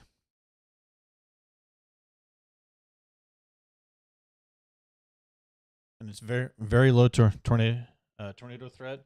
But this is about the time when you start getting these winds and stuff going that you could have a brief spin up. Usually they're real weak and they don't last very long. So hopefully if one forms, that would be the case. Is just quick kind of touchdown, go back up, and we're good. And hopefully in the middle of a field, which is a lot of fields in this area. Linda, I bet so. That's getting pretty close to Clinton here. So you're going to start getting some of these inflow winds, and then you get the backside of it back here. And when the red area on the screen hits, then you're really gonna feel it then, or hear it. You won't necessarily feel it, but you'll know it's there. Mm-hmm.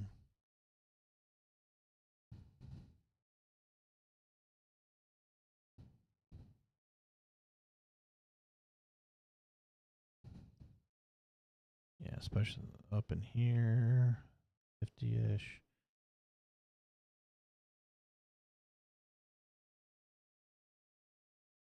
Basically, I want to be able to stand at my windows so then I can tell you guys, hey, this is what I'm seeing. Because if you're in Clinton, I'm sitting in Urick, you're going to get basically what Urick's getting right now. So it kind of gives me a better thumbs up. That's the first emote I've seen actually show up on here. So thanks for sending that. I didn't know if it would actually work.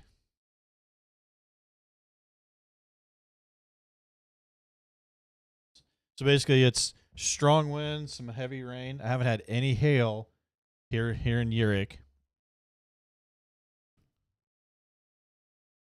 As you can see that this area is increasing in size. It may be because it's getting a little bit away from the radar site, so it's kind of looking a little bit more up into the storm too.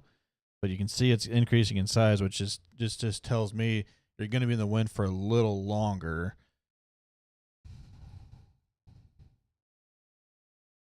I really don't expect much hail in this either. No, there's very little hail in that.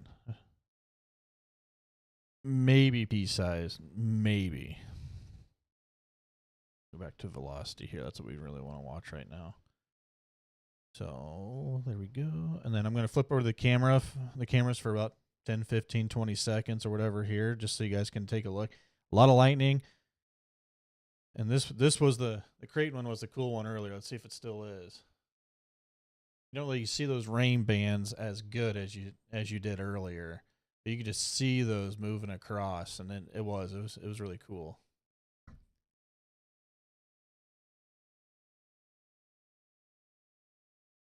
I've got cameras here at the house, but you're really not going to see a whole lot as far as storms on that.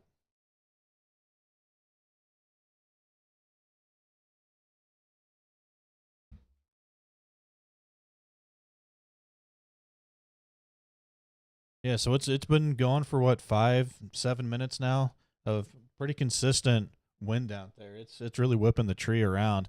We got a little bush in the front here too, and it's actually making it. It's part of the top actually looked like it went sideways. It's not very big of a bush. So it's not gonna take much to get that thing to sway like that, but.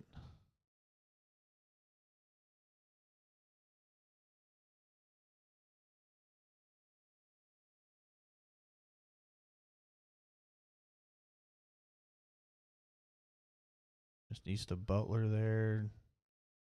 Northwest of Spruce has another pocket of some pretty decent wind. But this is going to be where, if we want to call it a bow echo, it's starting to bow out a little bit, which is just stronger winds when you get in that bow echo. But behind this, you can see there's not a whole lot of anything severe behind it. There's literally nothing else. Just some general showers, maybe some thunderstorms kind of deal. We go down here to southeast Kansas, Fort Scott area. You're under severe thunderstorm warning down there. Same thing with for Allen County, and that's going to be for 60-mile-per-hour wind gusts. They've got some hail and stuff down there. And then for Fort Scott, whatever county that is, Bourbon County, kind of the same thing, 60-mile-per-hour plus wind gust and right around nickel-sized hail down there. And that's just moving east, so Nevada, the Vernon County, there we go. Whoa. That stuff will be heading towards you, kind of down by Lamar. It looks like there's another cell down there. It's starting to kind of get going a little bit. We're going to go back up here and watch this. Even though this is not severe warned, guys. This is going to be pretty close to maybe like a special weather statement, which would be just under severe warned. So there's really no hail in this. It's just going to be these strong to very low severe limit winds. So it's not consistent. So I'm thinking that's why they're not putting any kind of warning on this, is because it's really not a big area.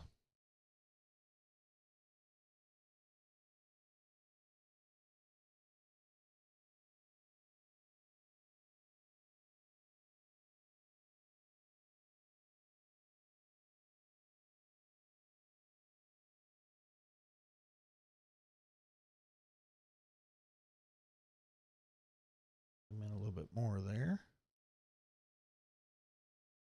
It's still blowing good here.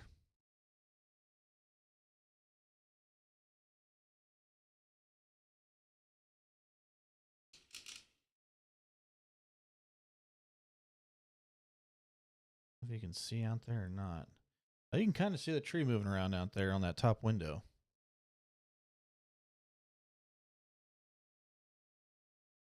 Got a street light there, so it kind of gives it a little bit of help being able to see it.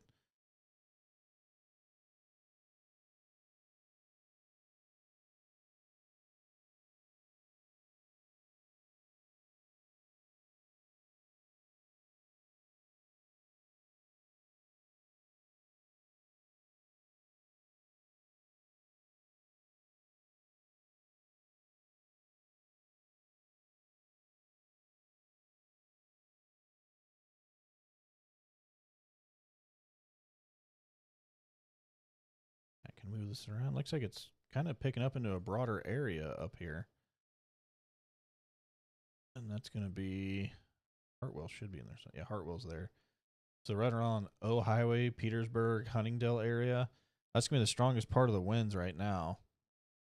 And that looks 60, right around 60-ish, between 50 and 60. Say pretty solid between 50 and 60 between that area.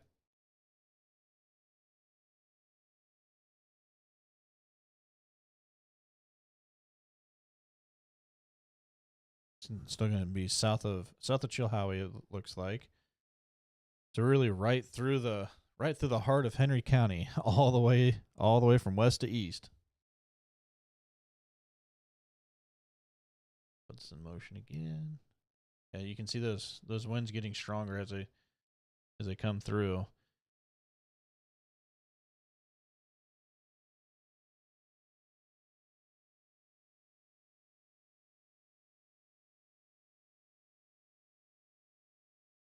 Actually, you can't see because I didn't transition over. I was meant to do that earlier. I am terrible at that. Anybody that's been watching me tonight, I cannot remember that transition. Actually, it wasn't working earlier. So now instead of hitting a button on my mouse, I have to actually go up and click it. We'll work out the kinks as we go. Right around Huntingdale area is going to be the strongest winds right now, and I would say roughly between 50 and 60 on that. And the strongest winds may go just on the north side of Clinton, and that may hit Leesville area.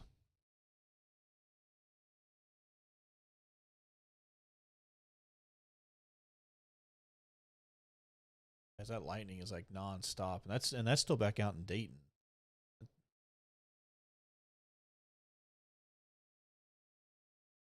So about here, about right there is where the cameras are. You can see the leading edge of the storms are away from there. So about right there. And we're still getting a bunch of lightning back out on the back side of this.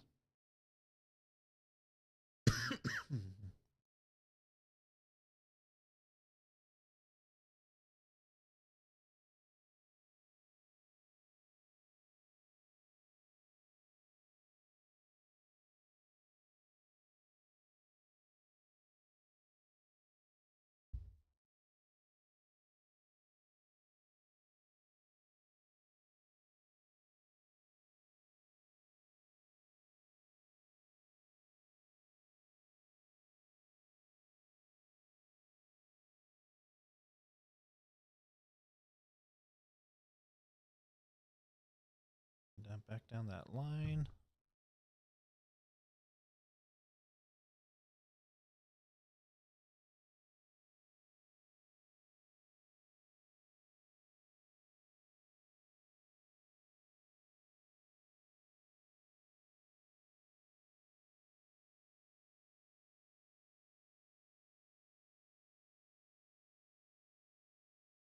I think the strongest winds in this, at least for the Missouri side, is going to be in Henry County. Just on the north side of 7 Highway, basically. Between Urick and Clinton.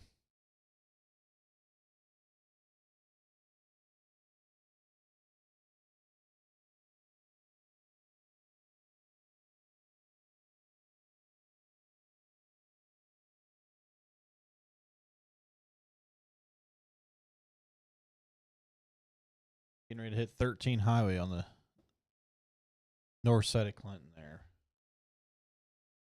I'll zoom into that. Okay. Right by Quarles area is going to be the strongest part.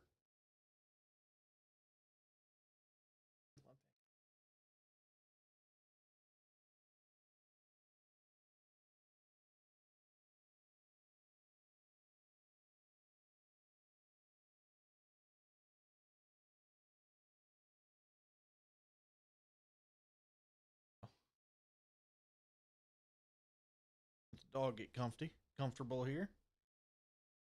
Get the wheels on my chair to move how I want them to. There we go. Yeah, got a little headrest now.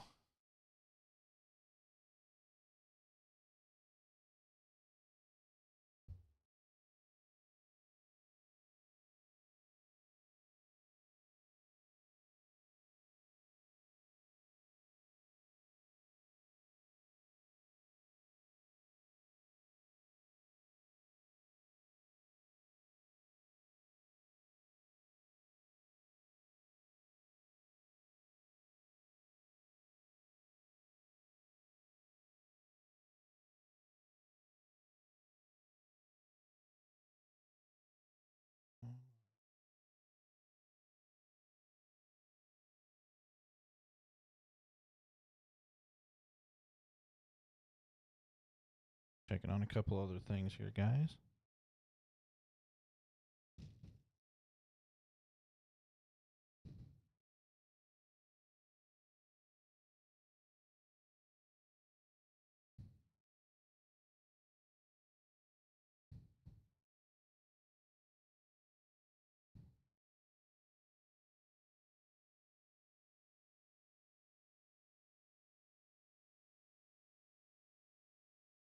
All right.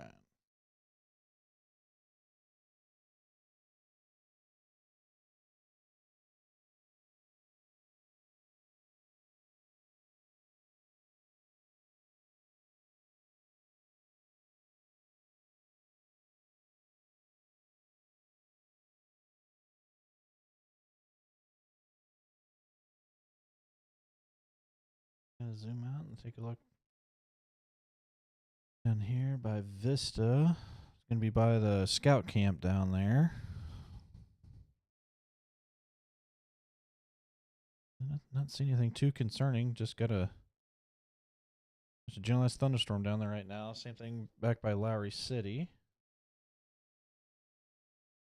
Shell City area, general thunderstorm. Get up by Opson City, down to Rich Hill. Get some. I mean, it'll be windy, but I don't see any severe limit. It's not reaching severe limits, so go back down. Check. Closest radar site to that would probably be Springfield.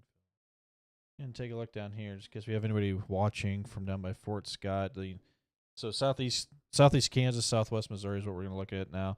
Nevada area, Lamar, kind of Carthage, down towards Joplin area eventually. And then it'll go over towards Springfield. But a lot of this just looks like just some straight line winds with a little bit of hail involved in the southern part of this line of storms. And that's all going to be moving this St. East at 55 miles per hour. I don't think that's right, because that also said Appleton City. Is there an Appleton City down here somewhere? I don't think so.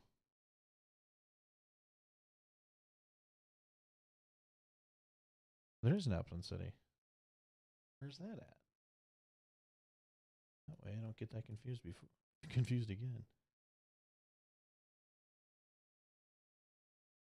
Anyway, down here by Fort Scott, there is a severe thunderstorm warning. It's supposed to be right around Appleton City area down here. I don't know where Appleton City is over in Kansas, the southeast Kansas, but down here it's going to be this is saying 60 mile per hour winds and about 3/4 to an inch size hail. And that'll be for Bourbon County until 2:30.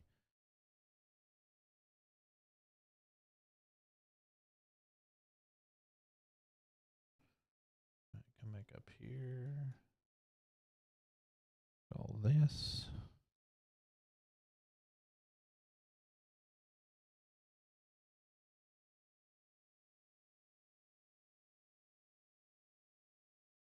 Drake right now just have straight line winds.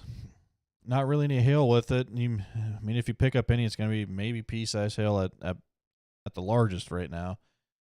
So, and some heavy rain. There's nothing severe in Henry County at this time. If there would be a severe thunderstorm warning, it's probably going to be due to winds, strong straight line winds kind of thing. But none of that's even at severe limits right now. It's got to be both 60 and above.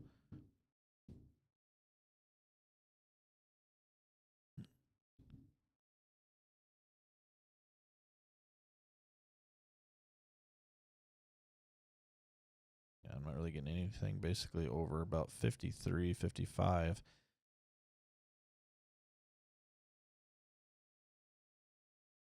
And we're looking hundreds of feet up into the storm right now. So this probably isn't what's actually being felt on the ground. So it got windy where I'm at, but it wasn't like terrible. It was whipping around pretty good though. So it's going to sound like it's packing a punch. It looks like the winds are really coming into Clinton, or making its way through Clinton. I bet this is probably on the east side of town now. Once the new refresh comes through, it's probably going to be on the east side, but Clinton's getting into the winds now.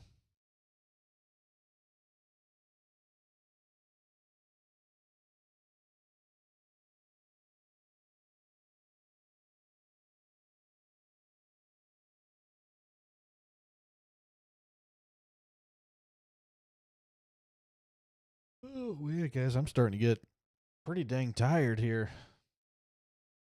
We're starting to hit a little wall.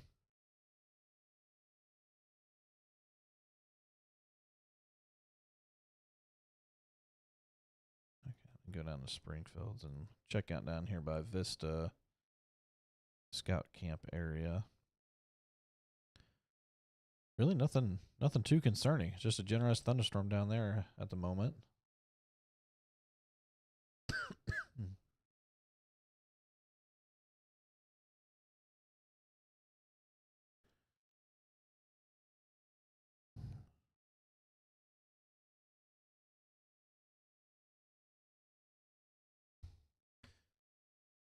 So for anybody still in here, I'm not saying I'm concerned about this right now. But it's kind of, well, on that last image you could really see it.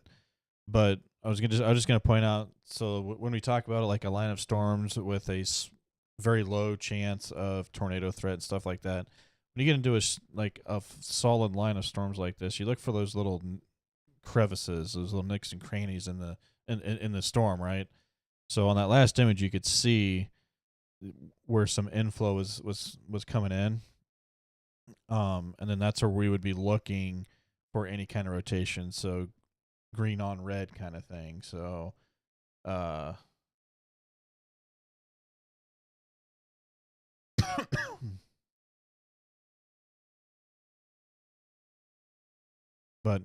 not really too concerned about that tonight.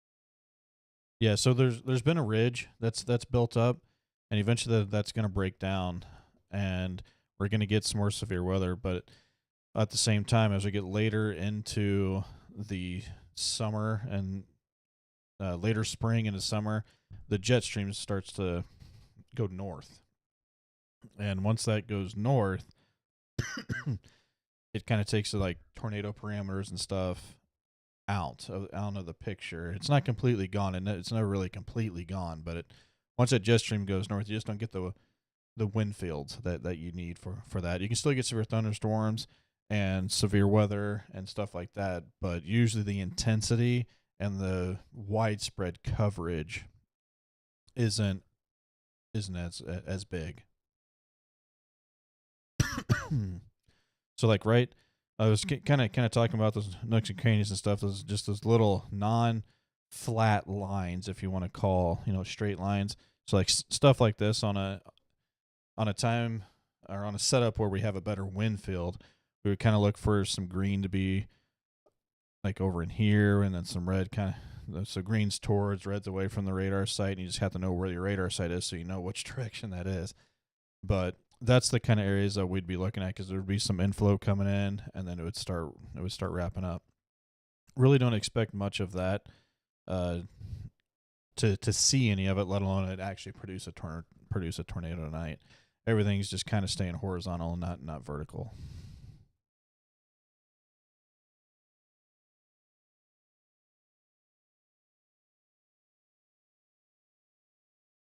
The lightning's really starting to slow down on the cameras now, so I'm getting a ways away from where they're at now.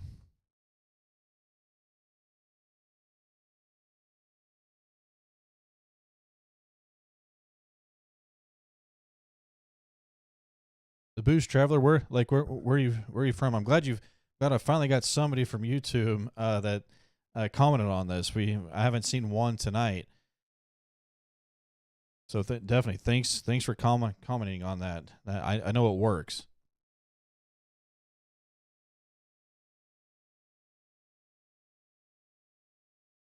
That's a semi had to pull over, and I haven't seen her name come up, so I'm just kind of curious. Like, you don't have to give the exact location or anything like that in chat, but like, are you down south towards Dixie Alley? Are you based kind of up north, or like what kind of like what area are you at?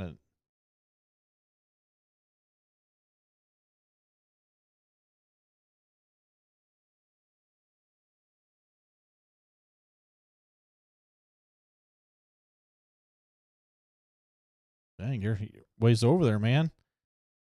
How'd you hear about us? Do you have family back here? Is this something that you just found on YouTube? I think you'd be the furthest one away that I know that's actually following us. It's just cool to see where everyone's at.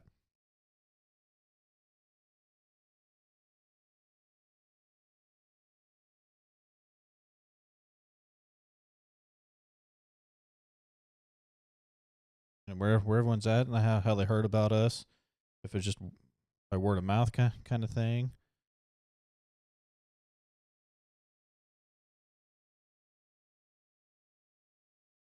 This is really our first year of doing like live coverage.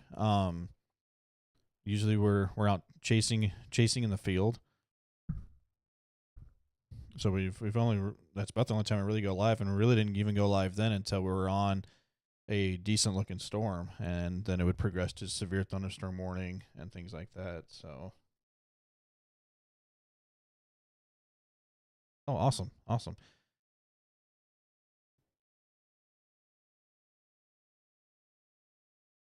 Good deal. Well, I'm glad it's getting around. We don't really cover over there, where you were at, but if you're ever in the stream, or if we're ever on and you're getting weather over where you're at too, feel free. Just put a question in there, a comment in there, or whatever, and I'll take a quick look. I probably wouldn't spend a whole lot of time on it, but if you just want like an update or anything like that. But it sounds like you may be kind of part of fallen weather anyway. So, but you kind of know what's going on going on anyway. But yeah, and also Dixie Alley area is kind of a spot where we don't chase either. One, it's far away from us because we're based in West Central Missouri, so we kind of go with Kansas, Missouri, Nebraska, Iowa, down into Oklahoma, and we really don't go into Arkansas because of terrain. We'll chase and get video feed and stuff like that going, but yeah, we really don't get up all like up in it, and we don't chase at night, and we we keep our distance. We don't need that perfect shot of a tornado to be able to sell and make money. That's not why we're doing it. We just enjoy seeing the stuff.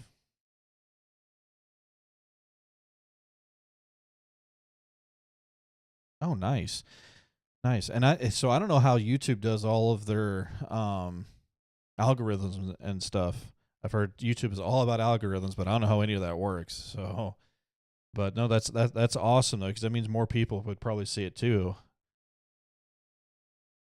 And we're kind of doing the same thing that a lot of the other ones do. We just want to get the information out. That's really what we're here for.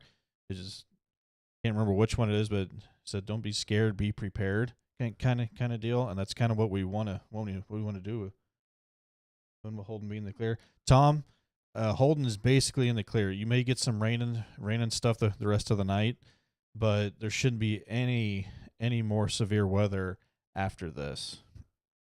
So you should be good. Now, tomorrow night, depending on how the atmosphere recovers during the day tomorrow, is going to kind of predict on how strong the storms could get to tomorrow night.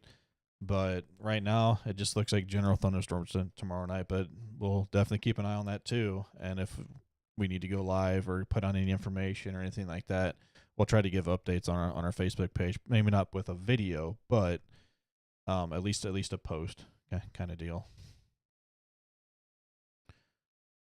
But and kind of speaking of that, I really need to start putting more stuff on YouTube. So I've been posting a lot on Facebook, but we just started a YouTube page. I believe it was this year actually. But Tom, good, yeah, definitely. Good night to you too. Hopefully I'll be heading there. Heading to my bed here pretty soon too. So, but yeah, check in tomorrow. I'll probably sleep in a little bit tomorrow, and then I'll try to get up, look at the models, and kind of see what it's looking like, and let you guys know with an update on there. But yeah, definitely good night, man, and thanks for being here tonight. It's always better when somebody's communicating back with you, and now you're not just talking to a couple screens. So I definitely appreciate it. And any comment, I don't care what you say, just any comment. So.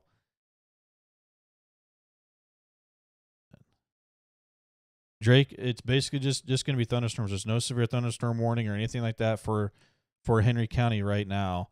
So just general thunderstorms at this time. Can't scroll down and see the rest of that. Go check it out.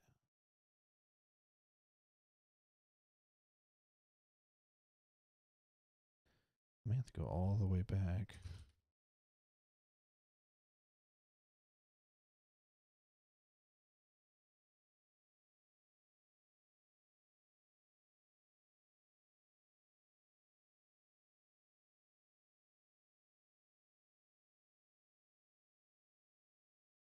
Well,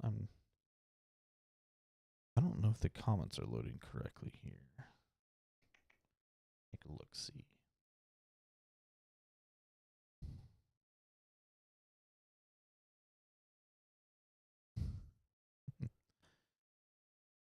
Yeah, Drake, I mean, sorry, glad you're here. My throat is getting dry, guys. But glad you're here, and if this is a good spot to get information there. Tyler's starting to pick up, and yeah, okay, I remember where you're at now. So you're getting pretty close to that leading edge down here.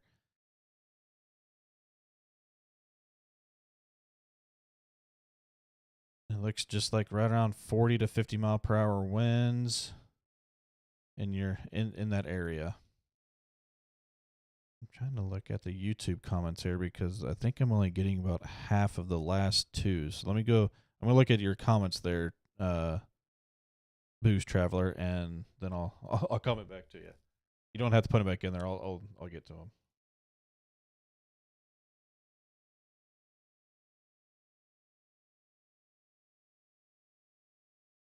It literally just I opened our to look at the comments on our YouTube and said you could put people in timeout from 10 seconds to 24 hours. That's funny.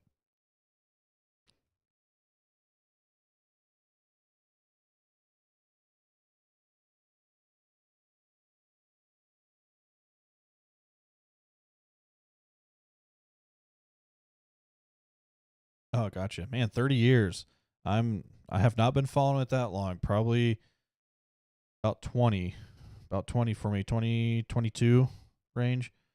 Um so and really just kind of followed it for a majority of that. Really the last 5 years and we kind of been out and started to learn a little bit more. So definitely not a professional at this, to not go to school at it. It's definitely a hobby for me and my brother.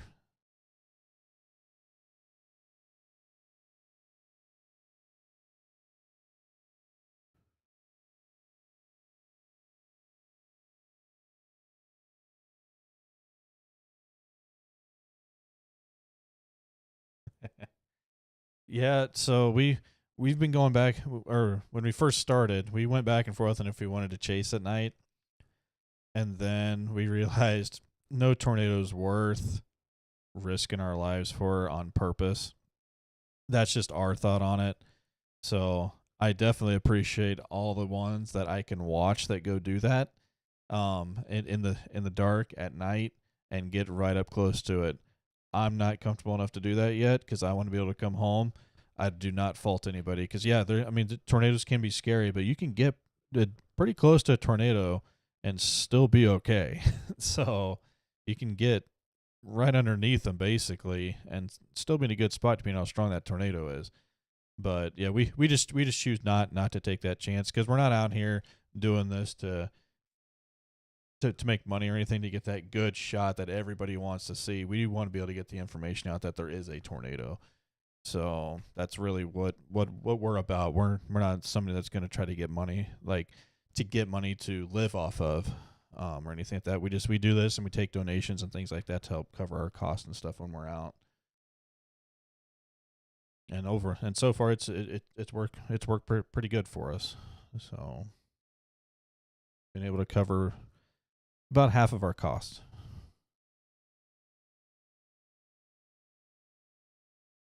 Drake, I figured you live in Henry County because you've asked about it a lot.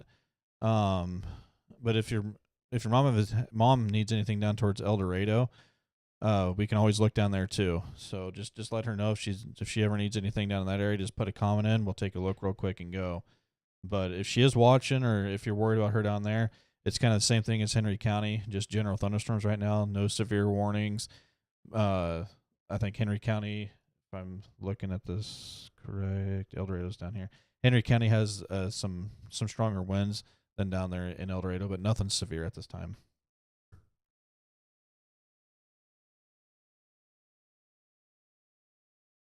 Uh,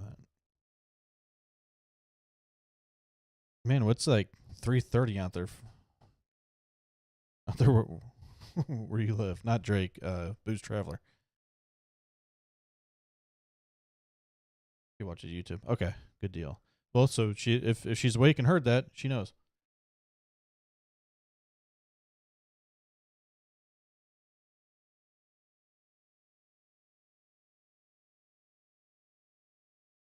That's great. That's actually great information to know because a lot of times when you, like, especially when we're out chasing, you kind of know when you're going to go live, so you can do that. That makes a lot of sense.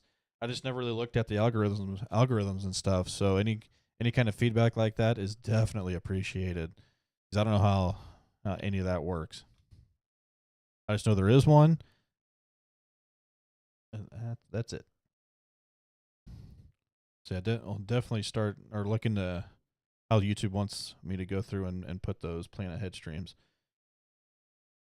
I think we can do that all that through Restream, I believe, which is what we use to be able to stream to multiple platforms.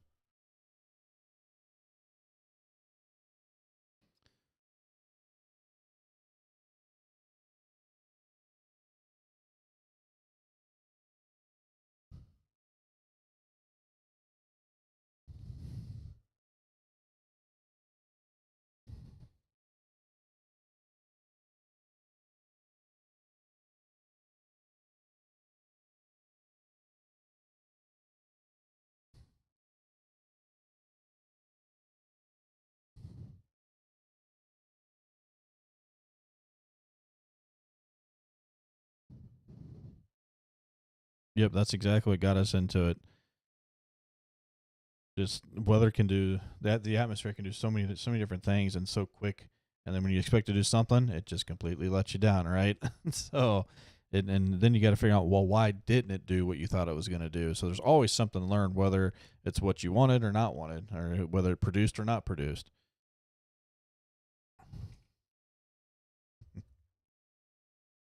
Yeah, we enjoy all of it. Majority of the time, out chasing, you don't see a tornado. You have a lot of what my brother calls busts because he really wants the tornado kind of thing, but he also really enjoys seeing the storm structure and stuff. So if we go out chasing, we see some fantastic storm structure.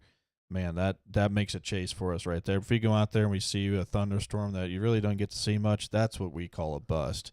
For that. However, saying that, that means people are safe. Nobody's getting hurt. Nobody's property's getting damaged and stuff like that. So that's always the better route to go. But if a storm's going to be there and produce something, we want to be able to see it because we, like I said before, we can't stop it, but we can get the information out, kind of thing, and help people feel a little bit more calm when things come through. So, but we both have full-time jobs outside of this. This is just a hobby that we really enjoy doing, and I'm glad we're able to. And right on ZZ Highway looks to be the or the stronger winds at the time.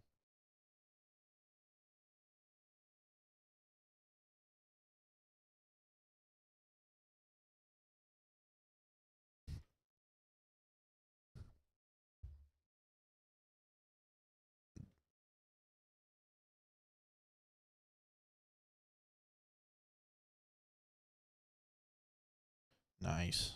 That's gonna. So that makes a lot of sense because I hear not just for storm chasing or any kind of weather related stuff, but anybody on YouTube that streams like that. I always hear them say that. I don't know. I never thought about it, but they do say it. So obviously it works because everyone's doing it. Yeah, we'll definitely look into that.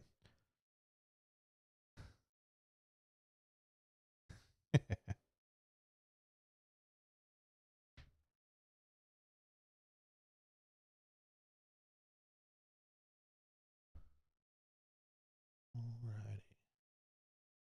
So I don't know who all was in here before or not before or anything, but I'm gonna just switch over to the cameras. So this was a lightning show earlier, and actually just basically consistent, and now it is practically nothing. So these are cameras up in Cass County, up in Dayton and Creighton. The only one in Creighton is the bottom middle. The other four are all in Dayton, and it looks at for a 360. There's some blind spots in there for, but basically 360. Not a whole lot of lightning, if any, now. So that stuff did look pretty cool earlier though. But and you can go back through and look or and rewatch the stream and be able to see. And there we go. There's a little bit of lightning there. Definitely not as consistent as it was before.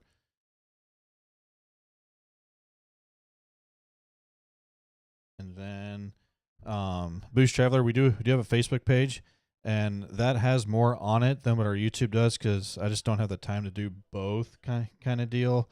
Me and my brother just he's busy, so he's not able to help out a whole lot on it.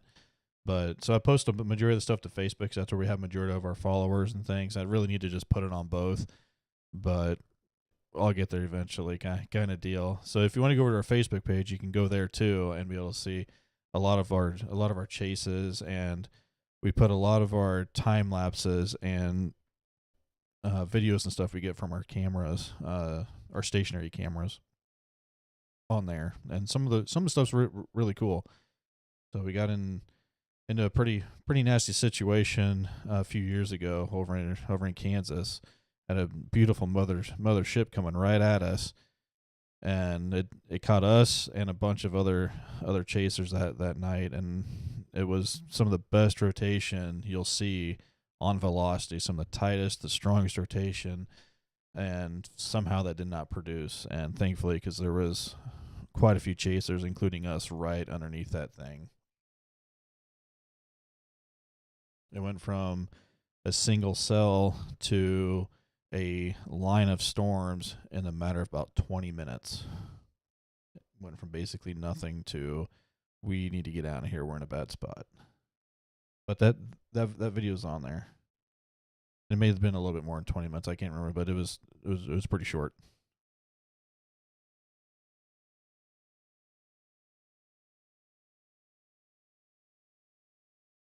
Yeah, so it all depends on where you're at. Where we're based out of is West Central Missouri is where we are, and from the models I looked at earlier, I haven't went through everything. I haven't did any kind of a real analysis. I just looked at predictive radar, or the HRRR, and it looks like it could just be general thunderstorms for our area. I don't know about out towards the east or the west of us, north south really. So, but I think the potential may be there. And actually, they shouldn't. They may have another update out on that right now. If I can pull that up for outlooks for tomorrow.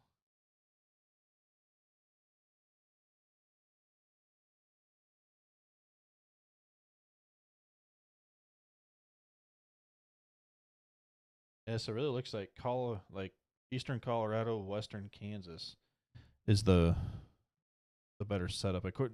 This is literally just based on the SPC right now when I'm looking at their daily outlooks.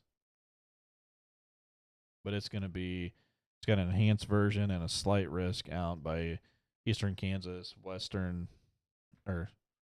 Eastern Colorado, Western Kansas, and with a little marginal risk all the way through like the southern half of Missouri into Illinois, Kentucky, Tennessee.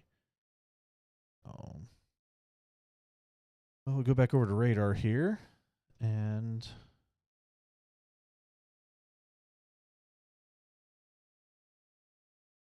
kind of take a look, guys. I'm not seeing anything that is too concerning, or really concerning at all. Basically, it's just some heavy rain and in some of these pockets here where you see the red, and some wind, maybe down by ZZ Highway.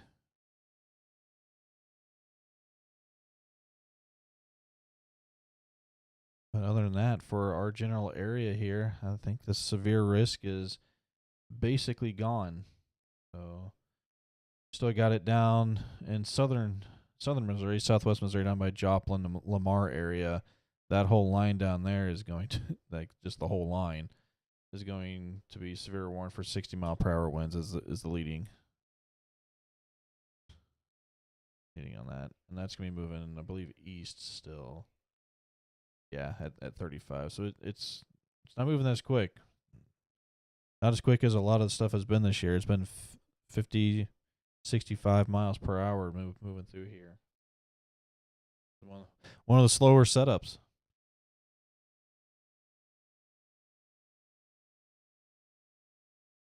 And if anybody from Springfield area that we have in here, this stuff does look to potentially get Springfield too, but it's probably going to be about the same down there as it is over in just west of you, over by Joplin and Lamar area. The tornado threat for this area is really, really low. Can't rule it out because there is a storm, but it's really, really low. So,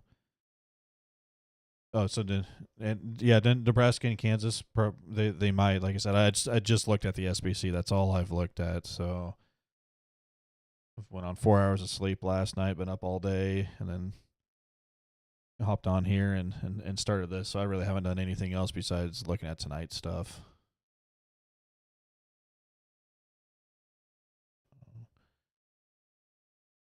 I don't think I'm going to have the energy to drive out to Western Kansas by myself tomorrow.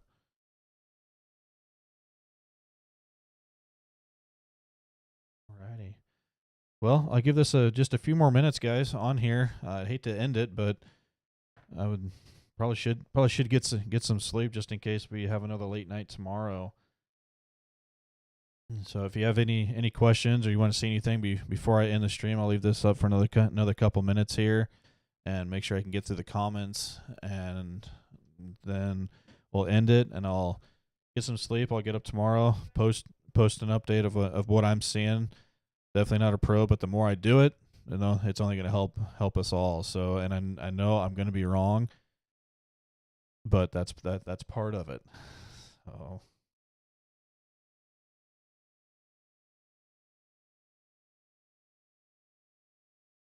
yeah, so I would like to go up north. We don't have the funds to, basically. So that kind of really limits us. Oh man. And I don't even know if I can get into Canada. I don't know if do you still have to have the COVID vaccine to be able to get into Canada? I know you had to there for a while, but yeah, I would definitely like to get up there and be able to take some good photos of it. Really anywhere, but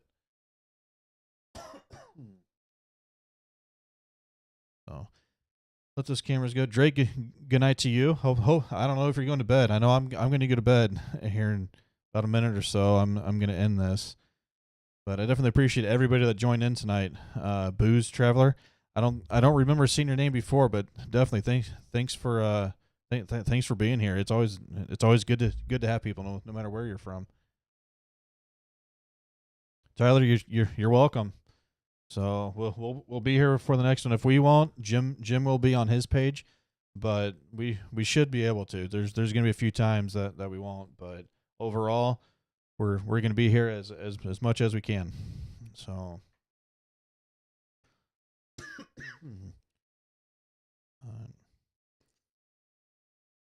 alrighty, guys. Well, I will go ahead. I'm gonna go ahead and end this. I don't know if I ever really changed the.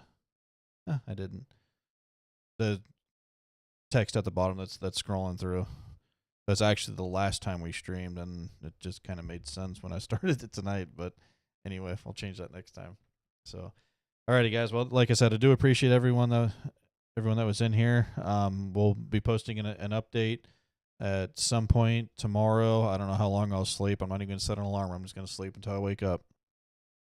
So, and then if we need to come back to tomorrow night, we'll definitely be here, and then hopefully we'll be able to get out in the field and do something during the day. So, which would be fantastic to be able to do during the day. Just be able to see more. So whether it's a tornado or not, I'm okay with not having one. It just means people's places are safe. But it would be cool to get some pictures and some video of some storm structure. Aaron J. Jack would be definitely. Oh, nice. I'm not totally sure where that's at. I don't really know where a lot of things are at in Canada, but if I'm ever wanting to go up there, I'm definitely going to learn, because I don't want to be surprised up there. So, well, Booze, I'm going to go ahead and get off here. My throat's getting really, really dry. I'm going to probably even take a cough drop. And so, but we may be back on tomorrow night, but I'm definitely going to look into the YouTube thing. So I really, really appreciate that. Is there any kind of little funds we can get here and there to help with our cost and stuff out in the field, and get all the programs that we use, but is only going to be beneficial to everyone. So, but anyway, thanks again. I'm going to go ahead and end this so I can go get something to stop this cough and then hit the bed. So we'll see everybody on the next one. Everyone have a good night.